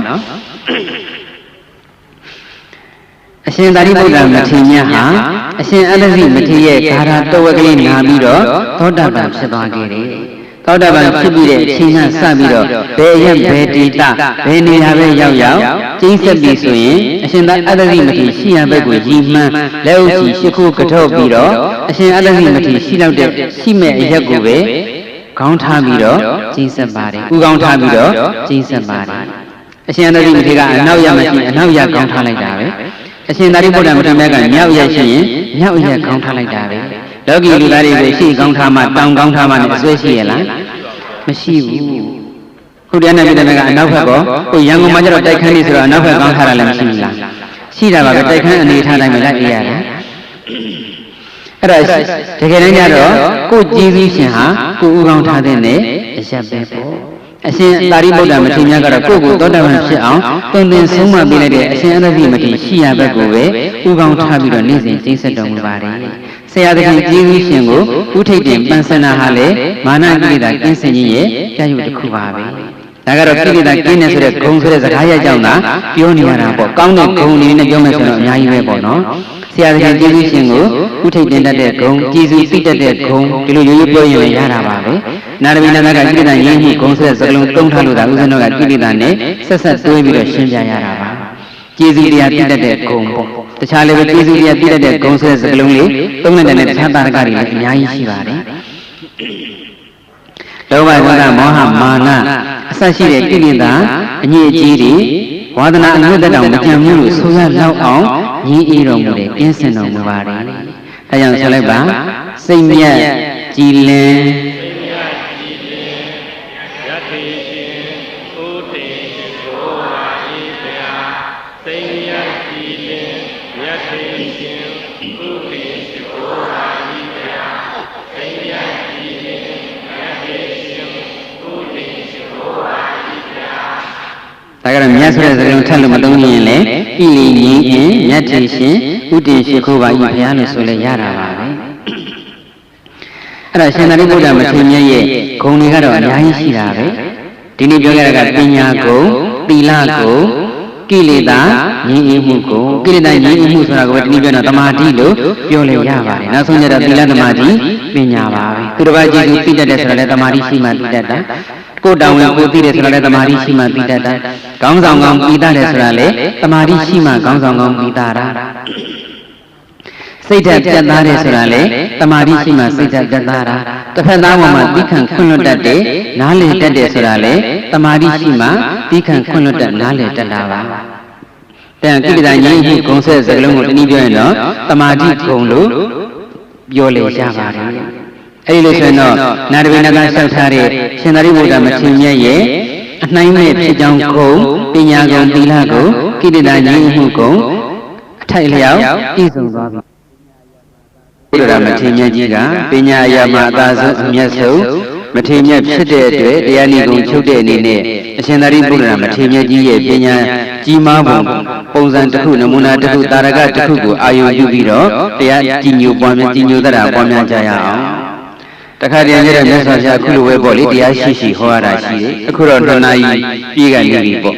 မြတ်စွာဘုရားရှင်က2နာရီမက3 4 5နာရီမကတခါတည်းညလုံးပေါက်ဟောရတဲ့အခါမျိုးတွေရှိပါတယ်အဲ့ဒီလိုအချိန်ကြာတရားရှိဟောရလို့မြတ်စွာဘုရားခါညောင်းတော်မူ၏ဆိုရင်မြတ်စွာဘုရားရှင်ကလည်းဟိုအတိတ်ဘဝတစ်ခုတုန်းကပြိုင်ပဲနဗန္ဓမတင်မဲ့လက်ဝိသမားရဲ့ခါကိုနာအောင်ခါချိုးခဲ့တဲ့အကုသိုလ်ကံကြောင့်ဘုရားဖြစ်တော်မူတဲ့ဘဝမှာတောင်းမှာမကြ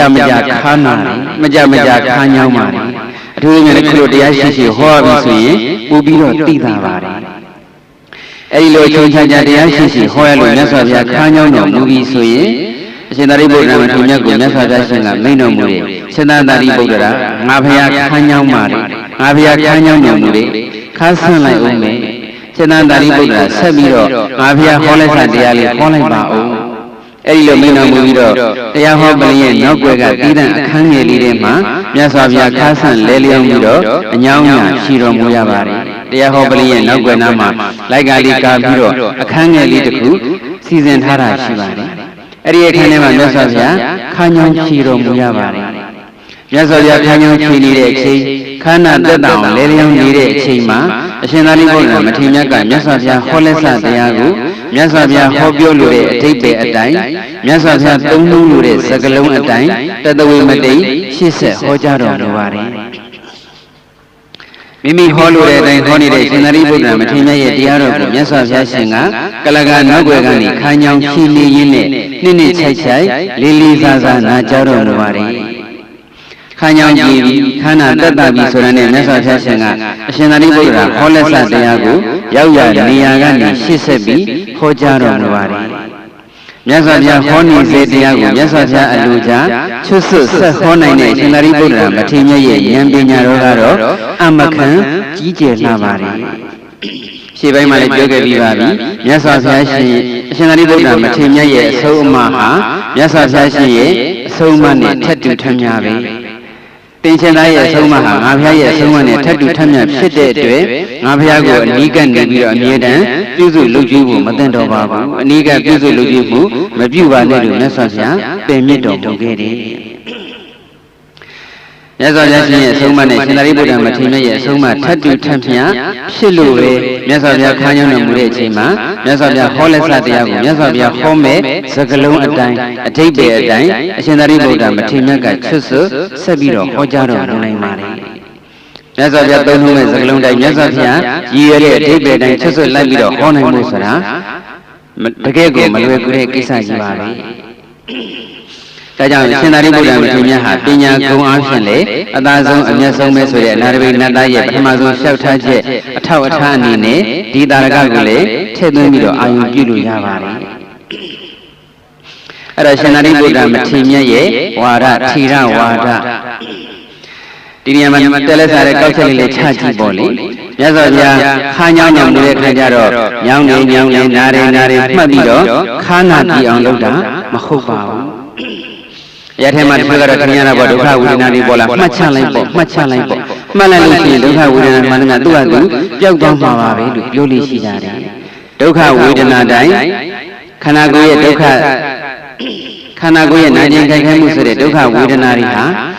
မှတ်ရရဲ့မပြောက်ပါဘူးပျောက်တဲ့အပိုင်းကလည်းပျောက်တယ်မပျောက်တဲ့အပိုင်းကလည်းမပျောက်ပါဘူးပျောက်တဲ့ဒုက္ခတွေလည်းပျောက်တယ်မပျောက်တဲ့ဒုက္ခတွေလည်းမပျောက်ပါဘူးအခုမြတ်စွာဘုရားရှင်တို့ကြည့်ပေါ့ခါညောင်းတဲ့အခါခါနာတဲ့အခါကရင်ပေါ်မှာလဲလျောင်းပြီးတော့ပလက်လန်ပြီးတော့ပေါ့လေခါဆန်းလိုက်မှကိုပဲခါညောင်းပြီးပါတယ်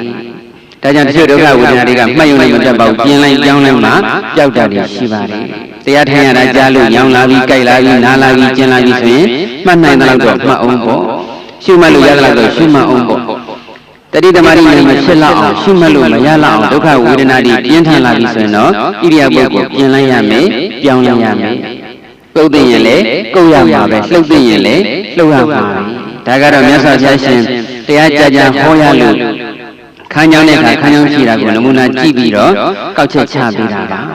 လူကြီးပြိဋ္ဌာန်ကတော့မြတ်စွာဘုရားဟောနေစေတရားကိုမြတ်စွာဘုရားဟောပြောလို့တဲ့အဓိပ္ပာယ်အတိုင်းမြတ်စွာဘုရားသုံးလို့တဲ့စကားလုံးအတိုင်းအတိအကျချွတ်ဆွတ်ဟောတော်မူနိုင်တဲ့အရှင်သာရိပုတ္တရာမထေရမြတ်ရဲ့ပညာဉာဏ်ပညာကုံကိုအာယုံပြုကြဖို့ပါပဲအာယုံထေရဝါဒလို့ခေါင်းစဉ်တက်ထားတာဆိုတော့ဒီကနေ့သာရိပုတ္တထေရဝါဒဆိုတာပညာကိုတန်ဖိုးထားတာထေရဝါဒပညာကိုဥစားပေးတာထေရဝါဒပညာရည်ကိုစံတန်းမြင့်မအောင်လုပ်တာထေရဝါဒကိုကြီးဒီလောက်ကိုတက်နဲ့လဲပြီးတော့ထုံနေကာကွယ်ဆောင်းလျှောက်တာထေရဝါဒစိတ်တက်ကြတာထေရဝါဒဒေါသကိုထိမ့်ဒေါသကိုထိမ့်ချုပ်နိုင်တာထေရဝါဒတာဝန်ပြီးတာထေရဝါဒတောင်းဆောင်ကောင်းပြီးတာထေရဝါဒသူတစ်ဖက်သားရဲ့ကြီးသည်ဖြစ်စေငယ်သည်ဖြစ်စေသူတစ်ဖက်သားရဲ့ကျိုးလိုလာတဲ့စိတ်နဲ့ပြုမြင်ပေးတာကိုအလွယ်တကူခံယူတတ်တာထေရဝါဒတနည်းပြောရင်ဆိုဆုံးမလွယ်တာထေရဝါဒဆရာသခင်ကျေးဇူးရှင်ကိုထိတ်တင်တာထေရဝါဒမိဘကျေးဇူးဆရာကျေးဇူးကိုသိတတ်တာထေရဝါဒစသည်အဖြစ်ပေါ့လေဒါဒီနေ့ပြောခဲ့တဲ့ချက်လက်လေးတွေတာရကလေးတွေလောက်ကိုပဲကြည့်ပြီးတော့ထေရဝါဒရဲ့အဓိပ္ပာယ်ကိုပြောခဲ့တာပါပဲဒါကြောင့်တရားနာပိဋကများအားလုံးအရှင်သာရိပုတ္တရာမထေရမြတ်ရဲ့စိတ်နေစိတ်ထားအကျင့်စရိုက်စိတ်ဓာတ်နဲ့လောက်ရပေါ့လေအရှင်သာရိပုတ္တရာမထေရမြတ်ရဲ့စိတ်ဓာတ်နဲ့လောက်ရပြီးရင်သာရိပုတ္တထေရဝါဒပါပဲ အရှင်သာရိပုတ္တရာရဲ့မထေရမြတ်ရဲ့အကြောင်းအရာတွေကိုကြည်ကြဲပြန့်ပြန့်လေ့လာပြီးတော့အရှင်သာရိပုတ္တရာမထေရမြတ်ရဲ့စိတ်ဓာတ်မျိုးတွေမွေးမြူနိုင်အောင်ကြိုးစားရမယ်အရှင်သာရိပုတ္တရာမထေရမြတ်ရဲ့လုပ်ရမျိုးတွေကိုယ်တိုင်လိုက်ပြီးတော့လုပ်နိုင်အောင်ကြိုးစားကြရမယ်အထူးအဖြင့်တော့ရှင်သာရိပုတ္တရာမထေရမြတ်ကြီးကပညာဉာဏ်ကြီးမားတာကိုကျင့်ပညာဉာဏ်ကြီးမားတာဆိုတော့တန်ရာကြီးလျှောက်လှမ်းနေကြတဲ့ပုဂ္ဂိုလ်တိုင်းနိဗ္ဗာန်ဆိုတဲ့ပန်းနိုင်ကိုဥတည်ပြီးတော့တန်ရာကြီးလျှောက်လှမ်းနေကြတဲ့ပုဂ္ဂိုလ်တိုင်းကမ္မတက္ကတာပညာရဲ့ဝိပဿနာပညာရဲ့မဲ့ဖို့ပညာရဲ့လို့ပညာသုံးမျိုးပြည့်စုံရမယ်မဲ့ဖို့ပညာကတော့အထူးတရားအနေနဲ့ရမယ်ပညာအကြောင်းတရားအနေနဲ့ကိုယ်တကယ်လောက်ရမယ့်ပညာကတော့ကမ္မတက္ကတာပညာရဲ့ဝိပဿနာပညာရဲ့အဲ့ဒီပညာမျိုးကိုတရားရည်နာစာရီဖတ်ပြီးတော့စဉ်းစားဉာဏ်နဲ့တည်းပြည့်စုံအောင်ကြိုးစားရမယ်ကံကံရဲ့အကျိုးကိုကောင်းတဲ့ကံတွေလို့ဆိုတဲ့ကံတွေရှောင်ပြီးတော့လက်တွေ့အသိဉာဏ်ပညာနဲ့လည်းသိရမယ်ဝိပဿနာအလုပ်ကိုလည်းပဲတတိပဌာန်နိလန်းအတိုင်းလက်တွေ့ရှုမှတ်ပွားများပြီးတော့ဝိပဿနာပညာအစစ်တွေလည်းလက်တွေ့ရအောင်ကြိုးစားရမယ်